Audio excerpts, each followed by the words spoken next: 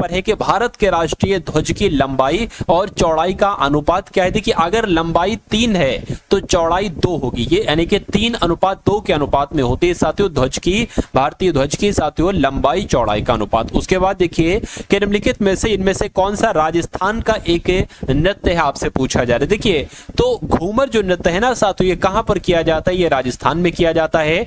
भूटान की मुद्रा आपसे पूछी जा रही है साथियों, भूटान की मुद्रा क्या है। तो नगुलट्रम की अगर बात करते हैं साथियों, ये भूटान की मुद्रा है। आंसर आपका सी के साथ जाएगा। महानदी के तट पर कौन सा शहर है, मुझे बताइए। तो महानदी के तट पर साथियों कौन सा शहर है, आपसे यहां पर साथियों पूछा जा रहा है। तो आप लोग ध्यान रखेंगे साथियों, महानदी के तट पर कटक है, यानी कि आपका सही जवाब किस ऑप्शन के साथ जाएगा, तो ऑप्शन नंबर बी के साथ जाएगा।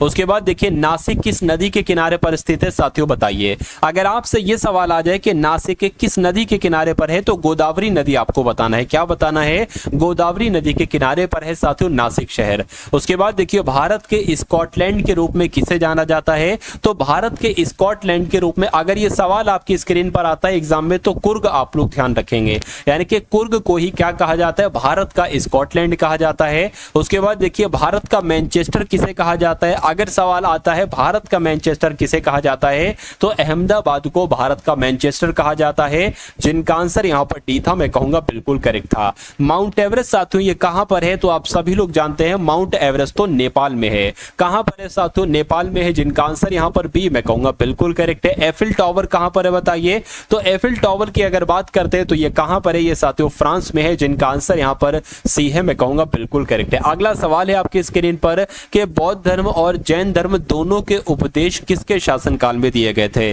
तो किसके शासनकाल में दिए गए थे साथियों, बिंबिसार के शासनकाल में दिए गए थे, ये आप लोग ध्यान रखेंगे। अगला सवाल है कि बौद्ध धर्म ग्रहण करने वाली पहली महिला कौन थी, मुझे बताइए। साथियों अगर आपने अभी तक इस वीडियो को लाइक नहीं किया है तो तुरंत साथियों वीडियो को लाइक कर दीजिए, और अगर आप चैनल पर नए हैं और अभी तक आपने चैनल को सब्सक्राइब नहीं किया है तो साथियों लाल कलर का सब्सक्राइबर है उसको दबा दीजिए, और घंटे जैसा जो निशान है उसको क्लिक करके ऑल पर साथियों क्लिक कर लीजिए, ताकि सारा नोटिफिकेशन, सारी वीडियो का नोटिफिकेशन आप तक साथियों पहुंचता रहे। अब बौद्ध धर्म ग्रहण करने वाली पहली महिला साथियों कौन थी, तो इनका नाम था प्रजापति गौतमी। प्रजापति गौतमी ही साथियों ये बौद्ध धर्म ग्रहण करने वाली पहली महिला थी। उसके बाद देखिए इब्न बतूता के भारत आने पर दिल्ली सल्तनत का शासक कौन था, तो कौन था साथियों, मोहम्मद बिन तुगलक था, ये आप लोग ध्यान रखेंगे राइट आंसर, जिनका भी यहां पर है ऑप्शन नंबर सी, तो मैं कहूंगा बिल्कुल करेक्ट है। बहमनी राज्य की साथियों स्थापना किसने की थी, मुझे बताइए। तो आप लोग ध्यान रखेंगे अलाउद्दीन हसन बहमन शाह के द्वारा ही साथियों, जिनका हसन गंगू भी कहा जाता था, इनके द्वारा ही बहमनी राज्य की स्थापना की गई थी। अगला सवाल है दिल्ली के किस सुल्तान ने सबसे अधिक नहरों का निर्माण किया था, यह सवाल आपसे सैकड़ों बार आपके एग्जाम में पूछा जा चुका है। तो दिल्ली के किस सुल्तान ने, मैं कहूंगा फिरोज शाह तुगलक ने सबसे अधिक नहरों का निर्माण करवाया था। अगला सवाल है कि डॉक्टर भीमराव अंबेडकर के अनुसार कौन सा अनुच्छेद भारतीय संविधान का सबसे महत्वपूर्ण अनुच्छेद था, मुझे बताइए। तो अगर अनुच्छेद 32 की बात करते हैं तो आप लोग ध्यान रखेंगे भीमराव अंबेडकर के अनुसार अनुच्छेद 32 ये संविधान का सबसे महत्वपूर्ण अनुच्छेद था। उसके बाद देखिए भारतीय संविधान का अनुच्छेद 21 इनमें से किस विकल्प से संबंधित है, यानी कि जब हम बात करते हैं साथियों अनुच्छेद 21 की, तो ये तो व्यक्तिगत स्वतंत्रता से संबंधित है, यानी कि जीवन जीने के अधिकार से संबंधित है। तो जिनका भी आंसर यहां पर है ऑप्शन नंबर ए मैं कहूंगा बिल्कुल करेक्ट है। अगला सवाल देखिए कि इनमें से कौन सा विषय समवर्ती सूची के अंतर्गत आता है।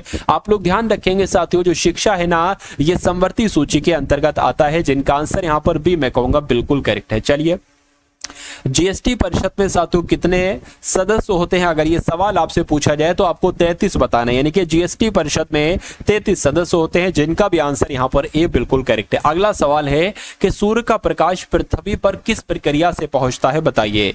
तो अगर आपसे पूछा जाए तो आप लोग ध्यान रखेंगे विकिरण के द्वारा ही सूर्य का प्रकाश पृथ्वी तक पहुंचता है। चलिए ट्रैफिक सिग्नल में लाल प्रकाश का उपयोग होता है, क्यों, क्योंकि रक्त का लाल रंग होता है, नहीं, जानवर लाल रंग पहचान सकते हैं ऐसा भी नहीं, लाल रंग में न्यूनतम विक्षेपण होता है, इसलिए ट्रैफिक सिग्नल में लाल रंग का साथियों लाल प्रकाश का उपयोग किया जाता है। उसके बाद देखिए किसने वेस्टर्न इंडिया बिलियर्ड्स फाइनल जीता, मुझे बताइए। साथियों इस वीडियो की अगर बात करें, देखिए आपकी ये क्लास एसएससी एमटीएस के लिए डेली होती है और इसमें आप लोग साथियों जीएस देखते हैं, उसके अलावा करंट अफेयर देखते हैं और उसके अलावा देखिए जीके जीएस और इंग्लिश आपके लिए बहुत इंपॉर्टेंट है और मैथ बहुत इंपॉर्टेंट है, रीजनिंग, यानी कि इन दोनों पर साथियों आपका बेस है सिलेक्शन का, ठीक है ना। ये तो सिर्फ आपको क्वालिफाई करना है मैथ और रीजनिंग, लेकिन हम लोग साथियों डेली आपको मैं एक वीडियो एक ऐसी दूंगा जिसमें 25-25 क्वेश्चन इसके होंगे और मैथ के इंपॉर्टेंट क्वेश्चन और रीजनिंग के इंपॉर्टेंट क्वेश्चन होंगे।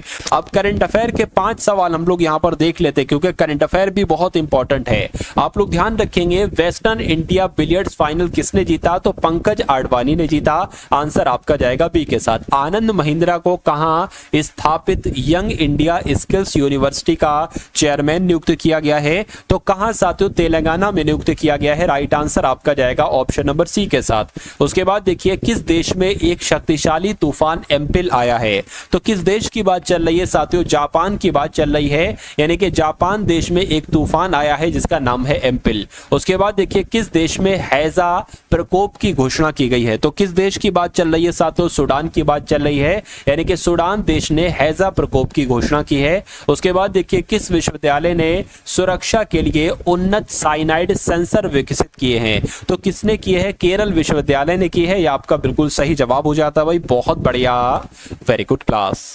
उसके बाद देखिए साथियों अगले नंबर का सवाल है। अब आपके यहाँ पर साथियों रीजनिंग के क्वेश्चन शुरू हो चुके हैं कि रीजनिंग के कैसे कैसे आपके सवाल आपसे पूछे जा सकते हैं आपके एसएससी एमटीएस के एग्जाम में साथियों, तो इस वीडियो को देखिएगा। देखिए ये 26वें नंबर का आपका सवाल है, 26वें नंबर का सवाल है और आपसे लॉजिक यहाँ पर आपको बताना है। अगर आप लॉजिक बता देंगे तो इस सवाल को बहुत आराम से कर लेंगे। देखिए यहाँ पर 7 गुणा 6 गुणा 4 को लिखा जाता है 6 7 4 674, 8 गुणा 5 गुणा 3 को लिखा जाता है 583, यानी कि 5 8 3। अब आपको बताने के 9 गुणा 1 गुणा 2 को क्या लिखा जाएगा। अगर अभी तक आप लॉजिक नहीं समझ पाए हैं तो आप थोड़ा सा ध्यान से देखिए, जो यहां पर नंबर लिखे वही नंबर यहां पर लिखें, जो यहां पर नंबर लिखे वही नंबर यहां पर लिखें, बस लिखे कैसे ये आपको बताना है। देखिए सबसे पहले बीच वाला आया है, उसके बाद ये वाला, उसके बाद ये वाला, सबसे पहले ये, अच्छा नहीं बीच वाला नहीं आया है, हाँ बीच वाला तो आया है साथियों सबसे पहले। देखिए अच्छा यहां पर अलग अलग, यहां पर भी तो वही है। अरे भाई सबसे पहले बीज वाला आया 6, सबसे पहले बीज वाला आया 5, अब बीच वाला सबसे पहले यानी कि 1 पे सबसे पहले आ जाएगा, उसके बाद 7 4, अब देखिए यहाँ पर 8 3 और उसके बाद क्या आ जाएगा 9 और 2 आ जाएगा, 9 और 2 आ जाएगा, तो 192 कहां पर लिखा हुआ है, ऑप्शन नंबर ए में लिखा हुआ है, तो ये आपका बिल्कुल करेक्ट आंसर हो जाता है। अगला सवाल देखिए कि यदि गुणा का अर्थ प्लस है, प्लस का अर्थ यहाँ पर देखिए थोड़ा सा दिक्कत है, मैं आपको बता देता हूं। गुणा का अर्थ प्लस है और प्लस का साथियों अर्थ क्या है, प्लस का अर्थ साथियों भाग है, तो मैं यहां पर क्या लिख देता हूं, भाग लिख देता हूं।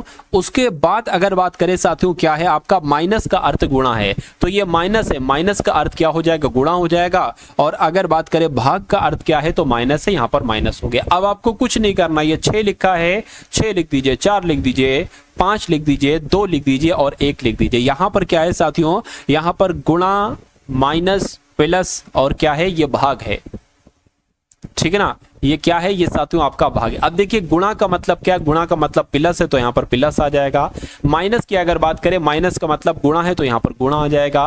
प्लस का मतलब क्या है, प्लस किधर गया, प्लस का मतलब भाग है तो यहां पर साथियों भाग आ जाएगा, और भाग है, भाग का मतलब माइनस हो तो यहां पर माइनस आ जाएगा। अब आपको पता है सबसे पहले भाग सॉल्व होता है, तो ये 5/2 आ जाएगा, गुणा क्या आ जाएगा 4 आ जाएगा, माइनस 1 आ जाएगा और प्लस क्या आ जाएगा 6 आ जाएगा। देखिए 2 एकम 2, 2 दूना 4 हो जाएगा, 2 पंजे कितना हो जाएगा 10 हो जाएगा, यानी कि 10 माइनस 1 प्लस कितना हो जाएगा 6 हो जाएगा, 6 और 10 कितना हो जाएगा 16 हो जाएगा, माइनस 1, यानी कि आपका आंसर क्या आएगा 15 आएगा। और 15 कौन से ऑप्शन में है, ऑप्शन नंबर सी वाले में है भाई, बहुत बढ़िया, वेरी गुड क्लास। साथियों अभी रीजनिंग हम लोग देख रहे हैं, इंग्लिश भी देखेंगे, मैथ भी देखेंगे, सब कुछ देखेंगे। जो जो आपके पेपर में आएगा, जहां जहां से क्वेश्चन साथियों आपके एग्जाम में बनेंगे, उन सभी टॉपिक को आज की इस वीडियो में कंप्लीट करने वाले हैं। तो आप साथियों बिल्कुल बने रहिए, बहुत शानदार तरीके से इस क्लास में बने रहिए। देखिए ये सवाल आपके सामने आता है, आप घबरा जाते हो, आप नहीं समझ पाते हो कि कैसे करना है। मैं आपको इस सवाल का एक बहुत शानदार तरीका बताता हूं। देखिए साथियों, एक सबसे पहले आपको काउंट कर लेना है कितने लेटर हैं और कितनी खाली जगह है। एस क्या लिखा हुआ है साथियों, मैं देख लेता हूं एक बार।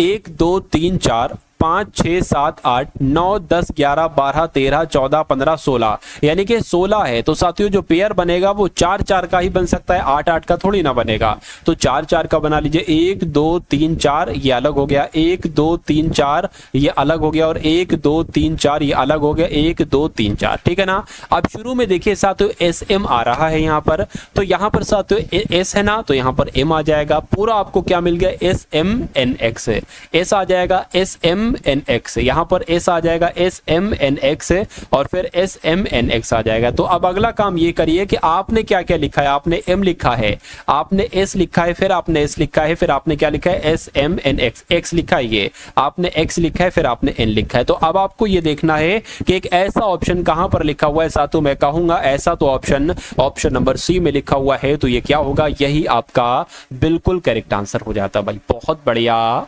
Very good class. इसको थोड़ा छोटा कर लेता हूं। देखिए अब यहां पर अगर बात करें, इंदु पूर्व की ओर यात्रा कर रही है साथियों। देखिए सबसे पहले मैं आपको बता देता हूं, अगर आपसे कहा जाएगा, अगर आपसे पहले तो मैं आपको दिशाएं बता देता हूं। दिशाएं मान लीजिए आप यहां पर है, तो ये दिशा आपकी पूर्व कहलाएगी, ये दिशा आपकी उत्तर कहलाएगी, और ये दिशा आपकी दक्षिण कहलाएगी, ठीक है ना, और ये दिशा आपकी पश्चिम कहलाएगी। इतनी बात आपको मालूम होना चाहिए। आपसे अगर कहा जाए दाएं मुड़िए, तो आपको किस तरफ मुड़ना है साथियों, आपको अपने सीधे हाथ पर मुड़ना है। और अगर आपसे कहा जाए बाएं मुड़िए, तो आपको किस तरफ मुड़ना है, आपको अपने उल्टे हाथ पर मुड़ना है। ये 2-4 बातें आप लोग ध्यान रखेंगे। अब देखिए इस सवाल को कह रहे कि इंदु पूर्व की ओर यात्रा आरंभ करती है और 35 किलोमीटर चलती है। तो साथियों यहाँ पर इसने पूर्व की तरफ ये चली है और 35 किलोमीटर चली है। उसके बाद कहा गया है कि वो दाहिने मुड़ती है और 15 किलोमीटर चलती है। तो साथियों दाहिने मुड़ती है, ठीक ना, और 15 किलोमीटर चलती है। उसके बाद कह रहे कि फिर वो दाहिने मुड़ती है और 15 किलोमीटर चलती है। देखिए ये 35 साथियों में यहां पर लिख देता हूं ऊपर को, ये 35 था, ठीक है, 35 किलोमीटर चली, दाहिने मुड़ी 35 चली, फिर साथियों दाहिने मुड़ती है और कितनी चलती है, 15 किलोमीटर चलती है। यहां पर लिखा हुआ है, कहने के चलकर रुक जाती है, यानी कि अब वो यहां पर आ चुकी है, अभी वो यहां पर थी। कहने के जिस बिंदु से उसने यात्रा आरंभ की थी, यहां से उसने यात्रा आरंभ की थी, कहने के उस बिंदु तक पहुंचने के लिए उसे न्यूनतम कितनी दूरी तय करना पड़ेगी, आपसे पूछा जा रहा है। देखिए यानी कि ये दूरी आपसे पूछी जा रही है, यहां से लेकर ये दूरी क्या हो सकती है। अब देखिए ये 15 है ना साथियों, तो ये आपकी मान लेते हैं ये क्या हो गई, ये 15 हो गई। अब देखिए ये दूरी क्या होगी, जो दूरी ये होगी वही दूरी तो ये होगी, यानी कि ये भी 15 होगी। तो ये क्या हो जाएगी साथियों, एक तरीके से, एक सेकेंड,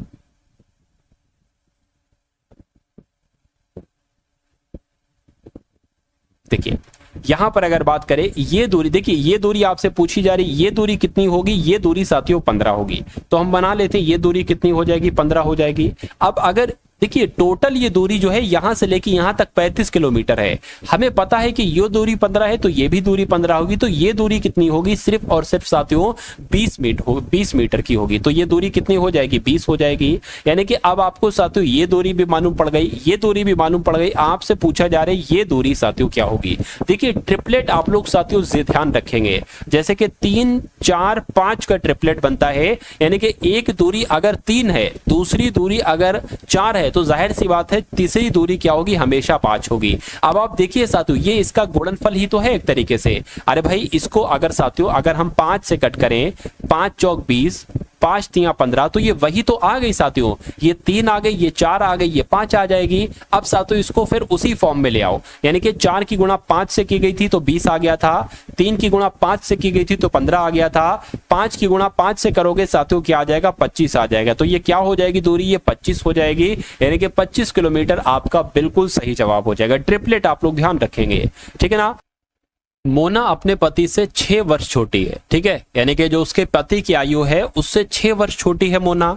उसके बाद कह रहे हैं कि और उसके पति की आयु अपनी पुत्री रीना से, उन दोनों की एक पुत्री भी है जिसका नाम रीना है, तो उसके पति की आयु अपनी पुत्री रीना से 5 गुना है, यानी कि जितनी आयु उस पुत्री की है उसके 5 गुना जो है ना उसके पति की आयु है। अभी इतना सॉल्व कर लेते, इतनी 3 बातें हम लोगों ने देखी है, 3 बातें हम लोग साथों सॉल्व कर लेते। देखिए अगर मान लेते हैं मोना की आयु क्या है, मोना की आयु साथियों क्या है ये देख लेते हैं हम। मोना की आयु, मोना अपने पति से 6 वर्ष छोटी है। मोना अपने पति और उसके पति की अगर बात करें, पति की आयु क्या है, मान लीजिए साथियों अगर उसके पति की आयु क्या है, उसके देखिए उसके मोना की आयु x मान लेते हैं और मोना से बड़ा है उसका 6 वर्ष पति। अरे भाई या तो ये कह लो 6 वर्ष छोटा है, अगर ये कह लो कि मोना जो है ना वो अपने पति से 6 वर्ष छोटी है या 6 वर्ष छोटी है ये कह लो, या साथियों ये भी कह सकते हो कि मोना का पति जो है ना उससे 6 वर्ष बड़ा है, तो मोना की आयु x होगी और तो मोना के पति की आयु x+6 हम लोग कह सकते हैं, कोई इसमें दिक्कत नहीं है, ठीक है ना। अब अच्छा पुत्री की अगर बात करें, पुत्री यानी कि जिसका नाम क्या है, जिसका नाम रीना है, पुत्री की अगर बात करते हैं, पुत्री जिसका नाम साथियों रीना है, कहने के यहाँ पर कहा गया है कि जो पिता है ना उससे एक तरीके से यानी कि रीना से 5 गुना बड़ा है, रीना से 5 गुना बड़ा है साथियों ये कहा गया है। तो अगर बात करें x+6 ये तो उसके पति की आयु हो गई, अगर हम साथियों इसको 5 से भाग दे देते हैं तो क्या हो जाएगा साथियों, ये इसकी पुत्री की आयु आ जाएगी। अरे भाई 5 गुना कह लो, अब अगर बात करें 1/5 है, इसका 5 गुना क्या हो जाएगा साथियों 1 हो जाएगा, तो कुल मिला के ये भी हम पुत्री की आयु उसकी हो सकती है, कोई दिक्कत नहीं है।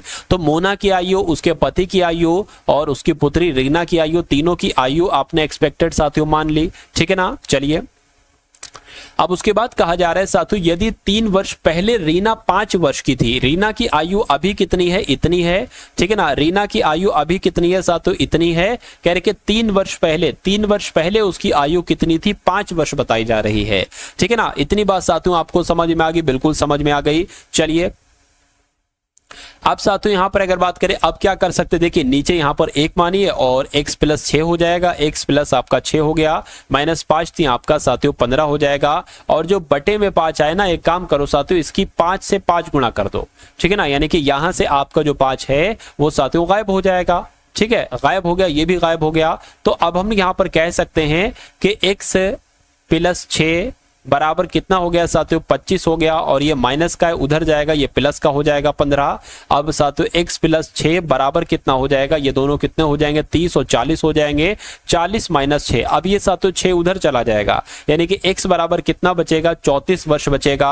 अब x हमने माना था मोना की आयु है, यानी कि मोना की आयु कितनी निकली साथियों 34 वर्ष निकली, तो यहाँ पर मोना की आयु ही तो पूछी जा रही है, तो मोना की आयु कितनी हो जाएगी 34 वर्ष हो जाएगी, जिनका आंसर यहाँ पर ऑप्शन नंबर बी के साथ है। मैं कहूंगा आंसर आपका साथियों बिल्कुल करेक्ट भाई, बहुत बढ़िया, वेरी गुड क्लास। चलिए साथियों उसके बाद देखिए आपके सामने साथियों आपको यहां पर बताना है 27वें नंबर का ये सवाल है। आपसे कहा जा रहा है कि 1 से 2 हुआ है, 2 से साथियों 5 हुआ है, 5 से 26 हुआ है। अब आपको बताना है कि यहां पर कौन सा नंबर आ सकता है, बताइए। देखिए अगर यहां पर साथियों हम लोग बात करें, जैसे कि मान लीजिए साथियों क्या ये 1 से 2 कैसे हुआ, 2 से 5, 2 से 5 कैसे हुआ साथियों, 2 का अगर स्क्वायर यानी कि इसी संख्या का स्क्वायर किया गया और 1 जोड़ दिया गया है तो 5 हो गया। अब 5 से 26 कैसे हुआ है साथियों, 5 का स्क्वायर किया यानी कि इसी नंबर का स्क्वायर किया, 1 जोड़ दिया, और ये कैसे हुआ साथियों, वही 1 का स्क्वायर किया प्लस 1 जोड़ दिया। तो अगला नंबर लाने के लिए हमें साथियों 26 का स्क्वायर करना पड़ेगा और उसमें 1 जोड़ देना पड़ेगा। 26 का स्क्वायर कितना होता है 676 होता है, प्लस 1 कितना हो जाएगा 677 हो जाएगा। क्या ऑप्शन में 677 है? मैं कहूंगा बिल्कुल 677 है, ऑप्शन नंबर सी में है। तो आपका आंसर जिनका भी सी है मैं कहूंगा आंसर आपका बिल्कुल करेक्ट भाई, बहुत बढ़िया, वेरी गुड क्लास। अब उसके बाद देखिए अगला सवाल है कि 0 से 6 हुआ और साथियों 6 से 24, 24 से 60, 60 से 120, 120 से 210। अब आपको बताना है साथियों अगला नंबर यहां पर क्या आ सकता है, फटाफट साथियों कमेंट करके आपको यहां पर बताना है। चलिए कैसे यहां पर साथियों क्या हो सकता है आप लोग एक बार बताइएगा। देखिए यहां पर साथियों अगर हम बात करते हैं, मान लीजिए 6 से 24, 6 कैसे आया, 6 से 24 कैसे आया, देखिए ये कहीं ना कहीं आपको जो है ना अगर बात करें साथियों, देखिए मुझे ऐसा लग रहा है कि ये 2 का स्क्वायर हुआ है और 2 घटा दिया गया है। 24 की अगर बात करते हैं साथियों, 3 का स्क्वायर हुआ है और 3 ही घटा दिया गया है, ठीक है ना। अरे भाई 3 का स्क्वायर 27, 3 घटाएंगे 24 आ जाएगा। उसी प्रकार 2 3 फिर ये आपका क्या आ जाएगा, एक तरीके से यहां पर क्यूब लिखना चाहिए मुझे, क्यूब। अरे भाई 2 का स्क्वायर तो 4 होता है, 2 का स्क्वायर 4 होता है, 3 का क्या होता है साथियों, मैंने मतलब क्यूब लिखने की जगह स्क्वायर लिख दिया और कैलकुलेशन मैं क्यूब की ही कर रहा हूं। तो 3 का क्यूब होता है 27, 27 में से 3 घटेगा तभी तो 24 आएगा, ठीक है ना। 4 का क्यूब होता है 64, 64 में से 4 घटेगा तभी तो 60 आएगा। अब यहां पर 5 आ जाएगा, 5 का क्यूब साथियों होता है 125, 125 में से यही नंबर घटेगा, देखिए जो नंबर है ना उसी को घटाना, 120 आ गया। अब यहां पर 6 का क्यूब -6 घटेगा, ठीक है ना। तो 6 का क्यूब साथियों कितना होता है, 216 होता है, 6 घटेगा तो साथियों 210 यहां पर आ जाएगा, ठीक है ना। अब यहां पर क्या आ जाएगा, 7 का क्यूब -7 और 7 का क्यूब होता है साथियों कितना, 343। जब इसमें से साथियों 7 घटाएंगे तो कितना आपके सामने आ जाएगा, 336 आ जाएगा और 336 आपका बिल्कुल करेक्ट आंसर हो जाएगा। उसके बाद देखिए अगला सवाल है आपकी स्क्रीन पर, देखिए और बताइए सही जवाब क्या होगा। निम्नलिखित में से कौन सा एक अक्षर जब नीचे के शब्दों के पहले लगाया जाए तो नए शब्दों को बनाएगा। यानी कि अगर हम यहां पर जी लगा दे, सब में जी, इसमें भी जी, इसमें भी जी, इसमें भी जी, इसमें भी, तो कोई सार्थक शब्द बनेगा, यानी कि क्या मीनिंगफुल वर्ड्स बन सकता है। अगर हम जी लगाए साथियों तो गैश हो जाएगा, यहां पर गेट, गेट तो बन सकता है, गेप नहीं बनेगा, गैश नहीं बनेगा, तो ये आंसर नहीं हो सकता। अगर आर लगाएं तो ये रैश हो जाएगा, ये रेट हो जाएगा, ठीक है ना।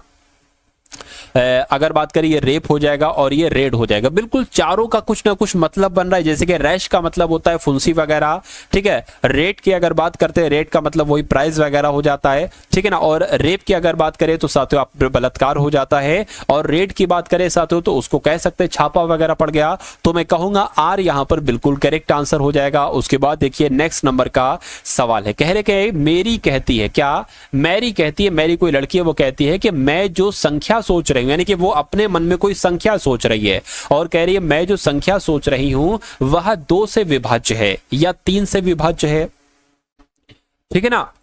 यानी कि अगर बात करते हैं साथियों यहां पर वो जो संख्या एक तरीके से कहीं ना कहीं साथियों सोच रही है वो 2 से विभाज्य है, और अगर बात करते हैं साथियों 3 से विभाज्य है, ठीक है ना। यह उक्ति गलत है, यानी कि वो 2 से विभाज्य नहीं है, 3 से विभाज्य नहीं है, ठीक है ना। ऐसे कहना चाहिए, क्योंकि 2 से विभाज्य है, 3 से विभाज्य, और कह रहे ये उक्ति गलत है। इसका मतलब 2 से विभाज्य नहीं है, 3 से विभाज्य नहीं है, तो कहने के वो संख्या जो मैरी सोच रही है वो क्या, देखिए ये तो 2 से विभाज्य है, 3 से विभाज्य है, तो ये वो संख्या नहीं हो सकती। ये 2 से विभाज्य तो ये वो संख्या नहीं हो सकती। 11, हाँ ठीक है, ये 15 साथियों 3 से विभाज्य हो जाएगी तो ये संख्या नहीं है। यानी कि जो 2 से विभाज्य ना हो, 3 से विभाज्य ना हो, वो संख्या 11 है, तो 11 आपका बिल्कुल करेक्ट आंसर हो जाता है भाई। बहुत बढ़िया, वेरी गुड क्लास। अभी साथियों मैं आपको मैथ के क्वेश्चंस पढ़ाऊंगा और उसके अलावा अगर बात करते हैं इंग्लिश के क्वेश्चन कराऊंगा, क्योंकि इस बार एमटीएस के लिए जो सबसे इंपॉर्टेंट चीज है साथियों इंग्लिश है। पहले बच्चा इंग्लिश नहीं पढ़ता था, ध्यान नहीं देता था, कहता था मैं मैथ, रीजनिंग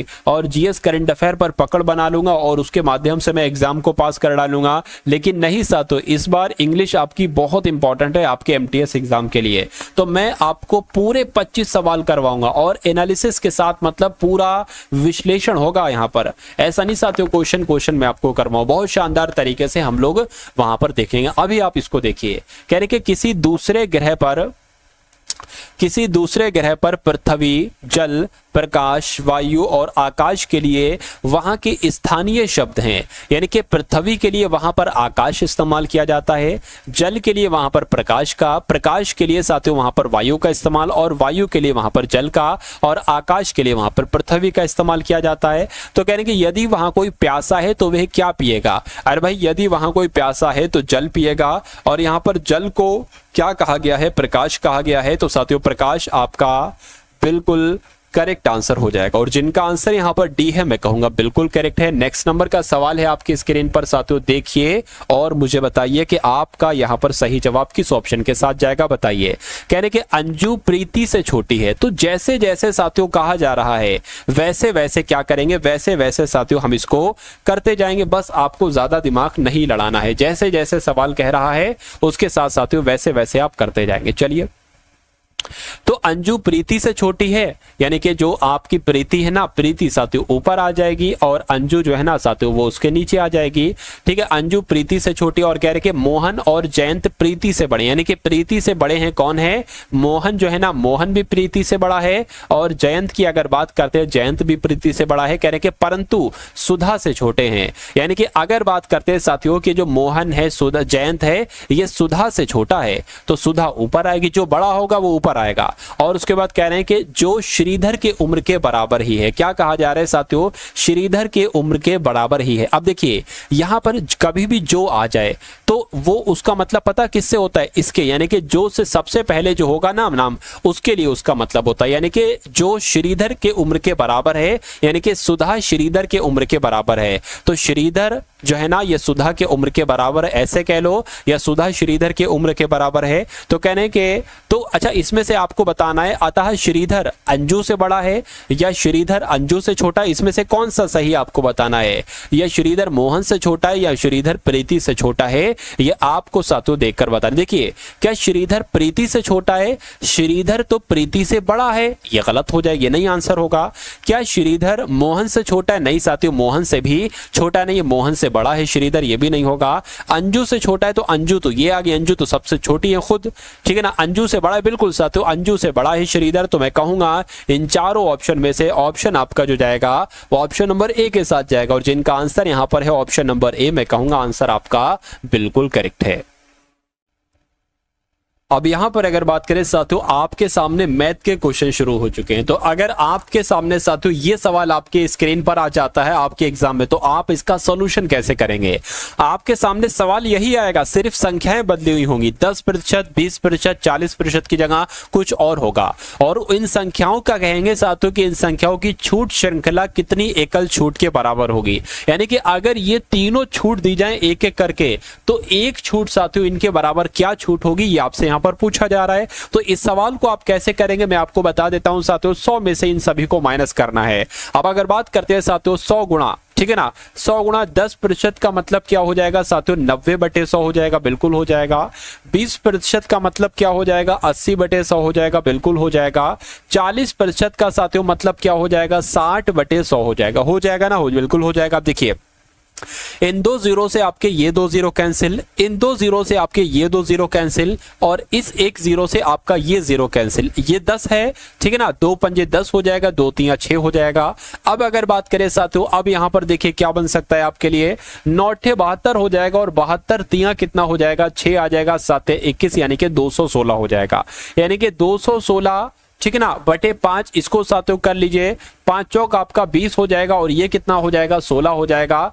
5 तिया आपका 15 हो जाएगा, एक बचेगा, पॉइंट लगेगा, 0 बचेगा, और 5 दूना 10 हो जाएगा। यानी कि ये तो 100 माइनस क्या आ जाएगा, 43.2 आ जाएगा। क्या आ जाएगा साथियों, 43.2 आ जाएगा। यानी कि अब अगर हम लोग यहाँ पर 100 में से 43.2 को घटाते हैं तो कितना बचेगा साथियों, 56.8 बचेगा। यानी कि मैं कह सकता हूं कि इनका एक समतुल्य बट्टा जो होगा, एकल छूट किसके बराबर होगी, 56.8% के बराबर होगी, और यही आपका बिल्कुल करेक्ट आंसर हो जाता है भाई। बहुत बढ़िया, वेरी गुड क्लास। चलिए साथियों, अब उसके बाद देखिए नेक्स्ट नंबर का सवाल है आपकी स्क्रीन पर, देखिए और बताइए सही जवाब आपका क्या हो सकता है। देखिए सवाल को समझना बहुत जरूरी है, और ये मैं आपके सामने वो कॉन्सेप्ट लेकर आया हूं जो इस बार आपके एमटीएस के एग्जाम में आपको देखने को मिलेगा। देखिए कहने के एक बैंक जमा राशि पर, ठीक है, एक बैंक जमा राशि पर प्रथम वर्ष के लिए 5%, दूसरे वर्ष के लिए 6% और तीसरे वर्ष के लिए 10% की दर पर चक्रवृद्धि ब्याज देता है। यदि जमा का मतलब है मूलधन, जमा राशि तीसरे वर्ष के अंत में कितनी हो जाती है साथियों, 12,243 हो जाती है। तो आपसे कह रहे हैं कि मूल राशि कितनी होगी। यानी कि यहां पर ए की वैल्यू दे रखी है साथियों, कितनी है, 12,243 है। आपसे पी की वैल्यू पूछी जा रही है, तो वो सूत्र तो आपको मालूम होगा, ए बराबर पी ब्रैकेट में 1 + r/100 की पावर टी, वो सूत्र आपको मालूम होगा साथियों। और उस सूत्र की मदद से ही हम इस सवाल को साथियों सॉल्व करेंगे। देखिए अब यहां पर अगर बात करें साथियों, सबसे पहले हम यहां पर क्या कर सकते हैं, देखिए ए की वैल्यू दे रखी है, कितनी है 12,243 से बराबर पी की वैल्यू आपको ज्ञात करना है। अब 1 प्लस, देखिए पहला 5% पर तो 1 प्लस 5/100 क्या 5/100। उसके बाद दूसरे वर्ष पर क्या है 1 प्लस 6%, तो यहां पर 6/100 आ जाएगा। ये सवाल आपके एग्जाम में जरूर आएगा, देख लीजिएगा। 1 प्लस 10% क्या हो जाएगा 100 हो जाएगा, ये 10% है, तो आपको इसको कैलकुलेट करना है। देखिए 5 एकम 5, 5 दूना 10, 20 हो गया, ठीक है ना। इतनी बात आपको समझ में। इसको अगर कट करें 2 3 6 और 2 से कट करेंगे 50 आ जाएगा। इसको अगर कट करें तो 1/10 आ जाएगा। यानी कि अब आपके सामने क्या आ गया है 12,243 बराबर क्या आ गया है साथियों, देखिए ये तो एक तो साथियों पी रहेगा, ठीक है। अब या तो साथियों एक काम करो, इसको डायरेक्ट यहीं पर साथियों सॉल्व कर लेते हैं, मैं आपको समझा देता हूं। देखिए 20 एकम 20, 20 और 1 आपका क्या हो जाएगा 21/20 हो जाएगा, ठीक है। गुणा आपका आ जाएगा 50 एकम 50 और 3 53/50 हो जाएगा, 53/50 आ गया। उसके बाद 100, ये तो 10 है ना, 10 एकम 10, 10 और 11, 11 बटे यहाँ पर क्या आ गया साथियों 10 आ गया। तो अब इतनी कैलकुलेशन साथियों आपकी समझ में आ गई है, इसको मैं हटा देता हूं, अगला स्टेप भी हमको लिखना है इस वजह से। अब देखिए साथियों, अब यहाँ पर अगर बात करें ना, अब कैसे साथियों कैलकुलेशन करेंगे जरा आप देखिए, ये 20, ये 50, ये 10 इसके गुणे में आ जाएगा और 21, 53, 11 इसके भाग में आ जाएगा। तो आपके सामने साथियों क्या आ जाएगा मैं आपको बता देता हूं, 12,243 गुणा 20 गुणा 50 गुणा 10 और इसके बटे में क्या आ जाएगा, ये ऊपर वाली संख्याएं आ जाएंगी 21 गुणा 53 गुणा 11, ठीक है ना। और बराबर क्या आ जाएगा मूलधन आ जाएगा, और मूलधन ही तो आपसे पूछा जा रहा है, बस आपको इसको कैलकुलेट करना है साथियों।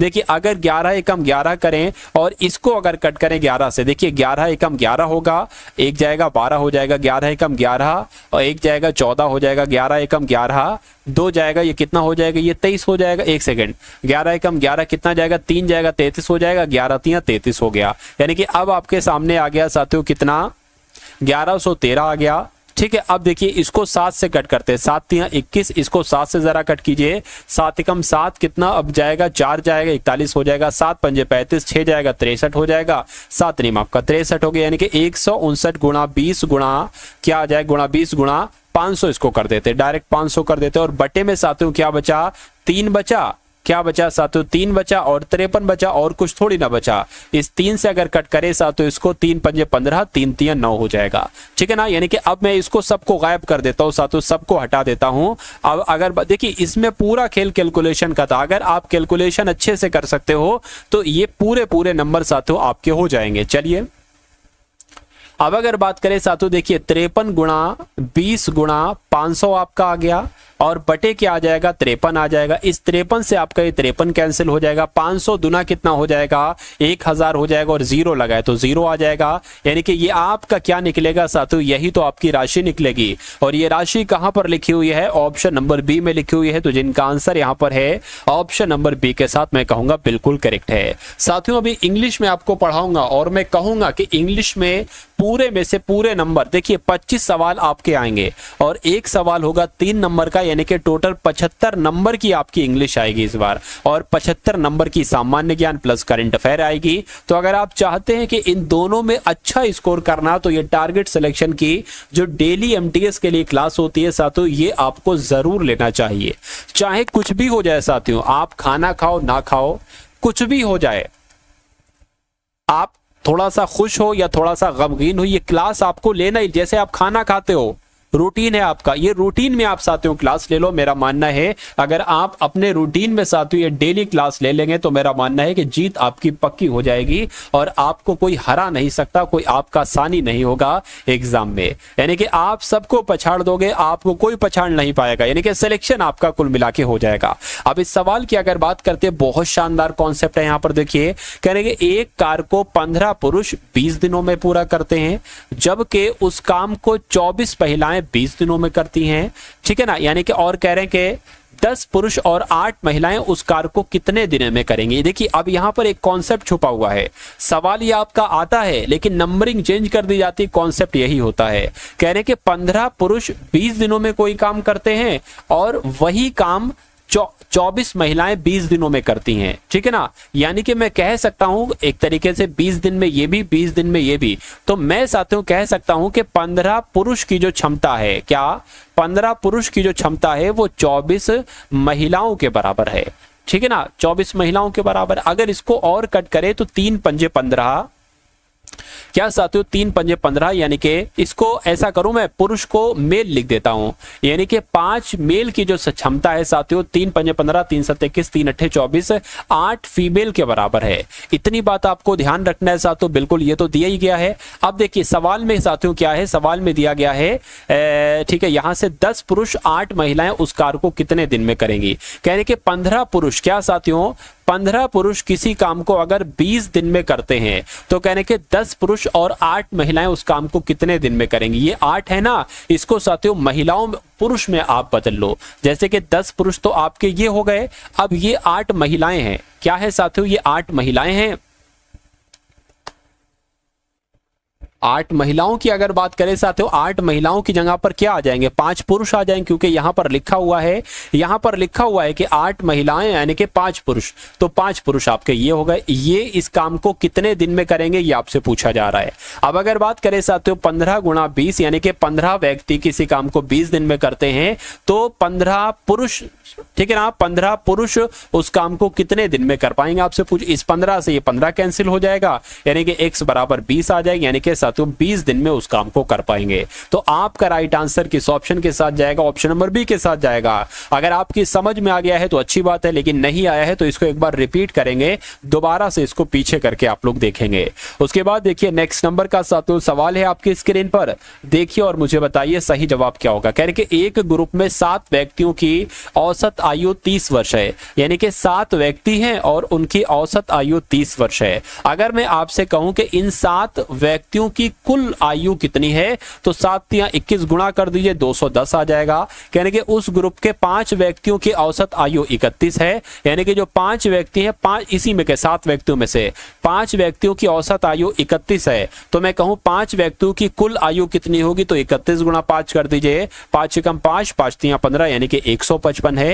तो कहने के ग्रुप के जो अन्य 2 व्यक्ति हैं उनकी औसत आयु कितनी होगी। देखिए 7 व्यक्तियों का कुल योग 210, 5 व्यक्तियों का कुल योग 155। जरा मुझे 2 लोगों, इसमें 2 लोग कम है, इसमें 2 लोग ज्यादा, इसमें कम है, तो 2 लोगों की अगर बात करें, 2 लोगों की आयु कितनी होगी जरा मुझे बताइए। तो इसको घटा लीजिए, आपको 2 लोगों की आयु पता चल जाएगी। 5 यहां पर आ जाएगा, 20 यहां पर 5 आ जाएगा, तो साथियों 5 तो ये क्या 55 क्या हो गई, 2 लोगों की आयु का योग हो गया। अब 2 लोग है ना साथियों, तो औसत बनाने के लिए हमें इसको क्या 2 से ही तो भाग करना पड़ेगा। तो इसको साथियों जब आप क्या करेंगे, यहां पर अगर आप इसको 2 से भाग करेंगे तो कितना आ जाएगा, 2 दूना 4, 15 हो गया, 2 सत्ते 14, ठीक है ना, 2 सत्ते 14, तो कुल मिला के आपका क्या आ जाएगा 27.5 आ जाएगा। और 27.5 साथियों यहाँ पर नहीं है। अब जब 27.5 यहाँ पर नहीं है तो मैं कहूंगा कि आपका राइट आंसर जो जाएगा वो ऑप्शन नंबर डी के साथ जाएगा। भाई बहुत बढ़िया, वेरी गुड क्लास। इस सवाल की अगर बात करें साथियों, एक किसी काम को देखिए बहुत ध्यान से समझिएगा, अगर आपका पूरा ध्यान इस सवाल में है तभी ये सवाल आपकी समझ में आएगा। अगर थोड़ा भी इधर उधर आपने ध्यान दिया, इस सवाल आपकी समझ में नहीं आएगा। देखिए कह रहे कि ए किसी काम को 1 दिन में आधा कर सकता है, जबकि बी 1 दिन में उस काम को पूरा कर लेता है। यानी कि अगर हम साथियों बात करते हैं यहाँ पर ए की और बी की, और यहाँ पर सी भी है, देखिएगा, यानी कि बी 1 दिन में पूरा काम कर लेता है, यानी कि पूरा काम कर लेता है बी, लेकिन ए जो है ना ये पूरा काम नहीं कर पाता है, आधा काम कर पाता है। तो आधा कैसे लिखा जाता है, 1/2, ये आधा होता है।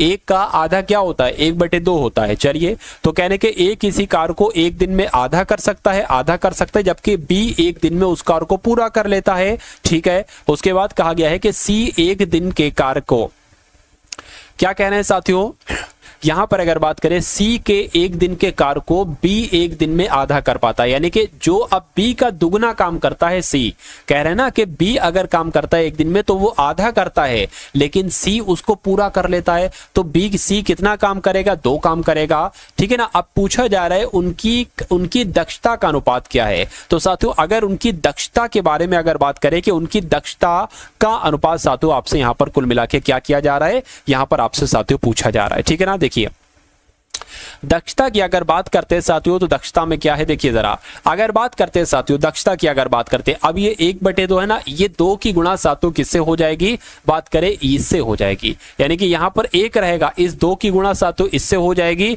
और इस 2 की गुणा इस 2 से हो जाएगी, यानी कि ये 4 आ जाएगा। तो ये इसकी क्या निकलेगी, दक्षता निकलेगी, यानी कि A अनुपात B अनुपात C की दक्षता क्या निकलेगी, 1:2:4। तो ऐसा कहां पर लिखा हुआ है, ऐसा आपका option number C. Shri Hari और श्री किशोर की आयु का योग कितना बताया गया साथियों, 128 बताया गया है। कह रहे कि अब से 6 वर्ष के बाद उनकी आयु का अनुपात क्या हो जाएगा, 15:13 हो जाएगा। तो कह रहे कि श्री हरि की वर्तमान आयु कितनी है, ये आपसे पूछा जा रहा है। देखिए कभी भी अगर साथियों 2 व्यक्ति हैं, एक तो श्री हरि हैं और श्री किशोर है, इनकी आयु का योग दे रखा है 128 है। तो यहां पर अगर साथियों बात करें, मान लीजिए हमने हरि की आयु क्योंकि अभी हमें नहीं पता है कि हरि की आयु कितनी है और श्री की आयु कितनी, तो मान लीजिए साथियों हरि की आयु x वर्ष है। कितनी वर्ष है साथियों, x की, हरि की आयु x वर्ष है। तो जाहिर सी बात है किशोर की आयु कितनी हो जाएगी, क्या किशोर की साथियों आयु कितनी हो जाएगी, अगर बात करते 128 माइनस x वर्ष हो जाएगी, ये हो जाएगी, बिल्कुल हो जाएगी, ठीक है ना, बिल्कुल साथियों हो जाएगी। अब अगर साथियों यहां पर हम लोग बात करते हैं, अब अगर बात करें साथियों हरि की भी आयु पता चल गई और किशोर की भी आयु पता चल गई, तो क्या कहा जा रहा है साथियों, कहा आपसे ये जा रहा है कि 6 वर्ष के बाद, यानी कि हरि की आयु में 6 वर्ष जोड़ो और किशोर की आयु में 6 वर्ष जोड़ो, तो इनका अनुपात जो है वो 15:13 हो जाता है। तो हरि की आयु में जरा 6 वर्ष जोड़ो, ये हमने 6 वर्ष जोड़ दिया, ठीक है, और उसके बाद किशोर की आयु कितनी है, 128 माइनस x है, इसमें भी 6 वर्ष जोड़ना पड़ेगा। तो जब 6 वर्ष उनकी आयु में जोड़ते हैं तो कहने के आयु का अनुपात 15:13 हो जाता है। तो 15 ये साथियों 13 हो गया। अब इसको कैलकुलेट करा लो, 13 की 1 से गुणा होगी तो कितना आ जाएगा साथियों, 13x आपका हो जाएगा, प्लस 13 छंग कितने होते हैं साथियों, 78 होते हैं, बिल्कुल 78 होते हैं। अब 15 की गुणा 128 से करिए। अब अगर बात करें साथियों, जब आप 15 की गुणा 128 से करेंगे तो 1920 आ जाएगा, यानी कि 1920 आपका यहां पर आ गया है और माइनस क्या आ जाएगा, माइनस आपका 15x आ जाएगा, ठीक है ना, और प्लस आपका कितना आ जाएगा, एक तरीके से अगर बात करें प्लस आपका कितना, 15 छंग कितना हो जाएगा, 78 हो जाएगा, ठीक है ना, 15 पंजे 75, नहीं सॉरी 15 छंग कितना हो जाएगा साथियों, 90 हो जाएगा। तो यहां पर आपका क्या आ जाएगा, 90 आ जाएगा। इतनी बात आपको समझ में आ गई है, समझ में आ गई है तो साथियों बहुत अच्छी बात है। चलिए अब यहां पर अगर साथियों बात करते, देखिए 13x की अगर बात करें, अब ये बराबर के उधर रहते 15x, ये जब बराबर के इधर आ जाएगा तो 13x प्लस क्या हो जाएगा, प्लस 15x हो जाएगा, प्लस आपका क्या हो जाएगा, प्लस 15x आपका हो जाएगा, ठीक है ना। इतनी बात आपको समझ में आ गई, बिल्कुल समझ में आ गई। उसके बाद ये आपका 1920 है, 1920 है, प्लस आपका साथियों 90 है, बिल्कुल 90 है, और ये प्लस का 78 है, माइनस का 78 यहां पर हो जाएगा। अब ये दोनों कितने हो जाएंगे, ये दोनों 28x हो जाएंगे, बराबर 1920, 1990 और 90 कितने हो जाएंगे साथियों, अगर दोनों को हम जोड़ेंगे यहाँ पर 1920 को और 90 को आपस में जोड़ेंगे तो ये कितना हो जाएगा, ये साथियों आपका 2010 हो जाएगा। अब 2010 में से 78 को भी माइनस करिए, तो 2010 में से जब हम साथियों 78 को माइनस करेंगे तो 1932 आ जाएगा। कितना आ जाएगा, 1932 आ जाएगा, यानी कि x बराबर आपका क्या आ गया, 1932 आ गया, और आपका साथियों कितना आ गया, कितना आ गया साथियों, एक तरीके से आपका 1932/28 आ गया, ठीक है ना। ठीक है, तो इतनी बात साथियों आपको समझ में आई, बिल्कुल समझ में आई। तो अब अगर साथियों बात करते हैं, देखिए x की अगर बात करें, यहां पर आपसे पूछा गया था इसकी, अगर इसको कैलकुलेट करेंगे ना, देखिए अगर बात करते हैं साथियों इसको अगर कैलकुलेट करें, 2 से कैलकुलेट कर ले, ठीक है, 2 एकम 2, 2 चौक 8 हो जाएगा। इसको कैलकुलेट करें, 2 नीम 18 होगा, 2 नीम 18 होगा, 2 छंग आपका 12 होगा, 2 छंग आपका 12 होगा। फिर से करिए, 2 सत्ते 14 हो जाएगा, 2 चौक 8, 2 अट्ठे 16, 2 तियां 6 हो जाएगा। इसको अगर कट करें, किससे कट करें साथियों, 7 छंग आपका 42 हो जाएगा, और 7 छंग आपका 42 हो जाएगा, 63 हो गया, ये 7 नीम आपका 63, यानी कि 69 आ जाएगा। यानी कि x की वैल्यू क्या आई साथियों, 69 वर्ष आ गई। तो मैं कह सकता हूं आपसे यहां पर कहा गया था कि हरि की वर्तमान आयु क्या होगी, हरि की वर्तमान आयु हमने x वर्ष मानी थी, x का मान आ गया है 69, तो मैं कह सकता हूं 69 वर्ष जो होगी वो साथियों ये आपका राइट आंसर, यानी कि हरि की आयु जो होगी वो 69 वर्ष हो जाएगी। तो जो लोग भी यहां पर है ऑप्शन नंबर डी के साथ, मैं कहूंगा कि आंसर आपका जो होगा वो बिल्कुल साथियों यहां पर करेक्ट हो जाता। भाई बहुत बढ़िया, वेरी गुड क्लास। अब यहाँ पर साथियों आपके इंग्लिश के क्वेश्चन है। अब इंग्लिश के साथियों हम लोग कितने क्वेश्चन देखें, क्योंकि आपके रियल एग्जाम की अगर बात करें उसमें भी इंग्लिश के 25 क्वेश्चन साथियों आना है, और आज की इस वीडियो में मैंने साथियों 25 क्वेश्चन लिए हैं इंग्लिश के।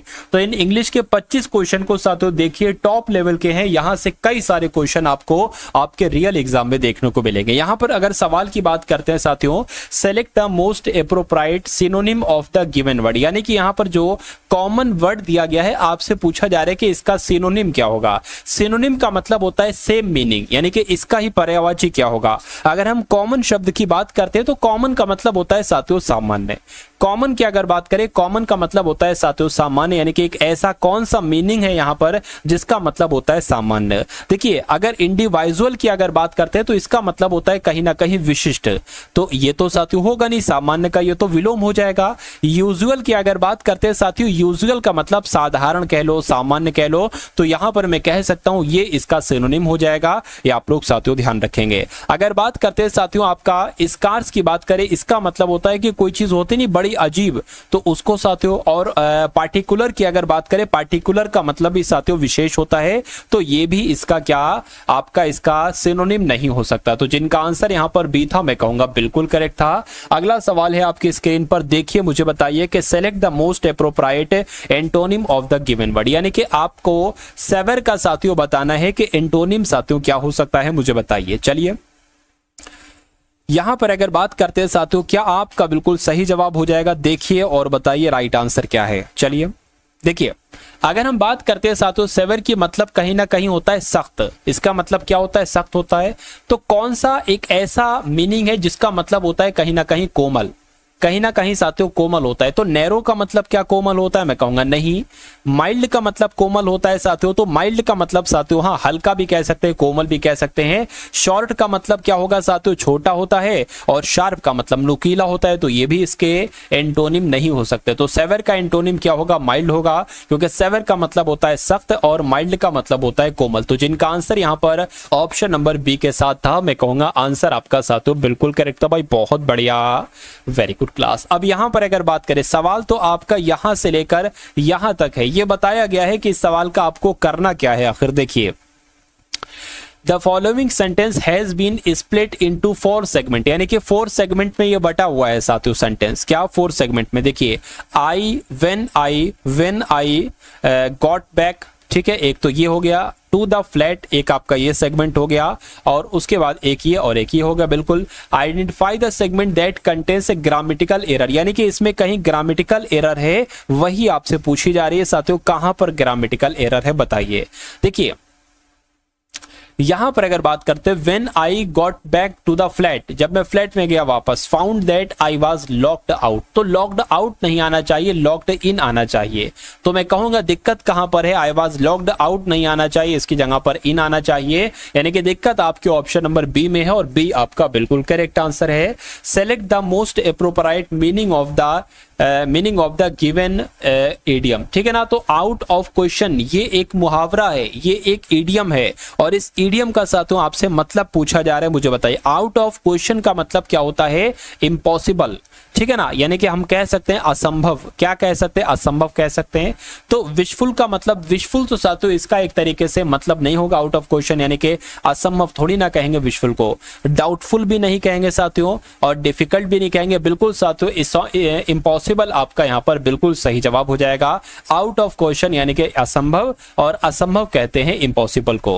उसके बाद देखिए नेक्स्ट नंबर का सवाल है आपकी स्क्रीन पर कि select the option that can be used is as a one word substitution, यानी कि वन वर्ड सब्स्टिट्यूशन आपको बताना है कि one who makes an eloquent public speech, इसके लिए एक वर्ड साथियों क्या होगा, देखकर मुझे बताइए आपका राइट आंसर साथियों क्या हो सकता है। तो उसको देखिए, one who makes eloquent public, जो पब्लिक में स्पीच देता है उसको क्या कहा जाता है, उसको वक्ता कहा जाता है। और वक्ता की इंग्लिश क्या होती है, ऑरेटर होती है। लेक्चरर नहीं कह सकते साथियों, लेक्चरर का मतलब होता है प्रवक्ता, ठीक है ना। तो तो मैं कहूंगा आंसर जिनका भी ऑप्शन नंबर ए है बिल्कुल करेक्ट है। Select the incorrect spelled word, यानी कि आपको इन चारों ऑप्शन में से देखकर बताना है कि किसकी स्पेलिंग आपको गलत लग रही है, मुझे बताइए। देखिए अटेंशन की अगर बात करते हैं ना, अटेंशन का मतलब होता है ध्यान, इसकी स्पेलिंग बिल्कुल सही है। इमीडिएट की अगर बात करते हैं साथियों, इसको मतलब कहते हैं भाई तुरंत, तुरंत ले आओ, तुरंत आ जाओ, ठीक है ना। अपील की अगर बात करें, अपील का मतलब होता है किसी चीज की साथियों एक तरीके से प्रार्थना करना, ठीक है ना। एरोगेंट की अगर बात करते हैं साथियों, इसको कहते नहीं भाई बहुत एरोगेंट बंदा है, यानी कि बहुत अभिमानी बंदा है, लेकिन इसकी स्पेलिंग मुझे सही नहीं लग रही है। क्यों सही नहीं? क्योंकि यहां पर आपका ए होना चाहिए, ई नहीं होना चाहिए, ए होना चाहिए। तो मैं कहूंगा साथियों कि कौन से वर्ड की स्पेलिंग गलत है, ऑप्शन नंबर ए की वर्ड की स्पेलिंग गलत है। सही क्या है वो भी मैंने आपको बता दिया। उसके बाद देखिए select the option that is closest in the meaning to the underlined idiom phrase in the given sentence, यानी कि यहां पर अगर बात करते हैं साथियों, the teacher could not make head or, क्या make head or tail of, क्या टेल ऑफ, इसका आपको मतलब बताना है क्या होता है। The teacher could not make head or tail of the students answer. तो यहां पर साथियों मुझे बता दीजिए कि आपका सही जवाब क्या हो जाएगा। यानी कि टीचर नहीं समझ पा रही है, नहीं समझ पा रही स्टूडेंट्स के आंसर को, तो make head or tail of का मतलब क्या होता है साथियों? समझना। क्या साथियों? समझना इसको हम लोग कह सकते हैं। तो इसमें से कौन सा एक ऐसा ऑप्शन है जिसका मतलब होता है समझना? अप्रिशिएट करने का मतलब समझना नहीं होता, इसका मतलब होता है किसी की सराहना करना। अंडरस्टैंड का मतलब साथियों समझना होता है। तो मैं कहूंगा कि आंसर आपका जाएगा ऑप्शन नंबर बी के साथ। अगला सवाल है आपकी स्क्रीन पर, देखिए साथियों और मुझे बता दीजिए कि आपका राइट आंसर यहां पर क्या हो सकता है, बताइए। कह रहे हैं कि साथियों select the most appropriate synonym, आपको बताना है सेम मीनिंग क्या होगा बार्गेन का। आपने बार्गेन साथियों ये वर्ड आपने बहुत सुना होगा, इसका मतलब होता है किसी से साथियों सौदा करना, कोई भी सौदा करना।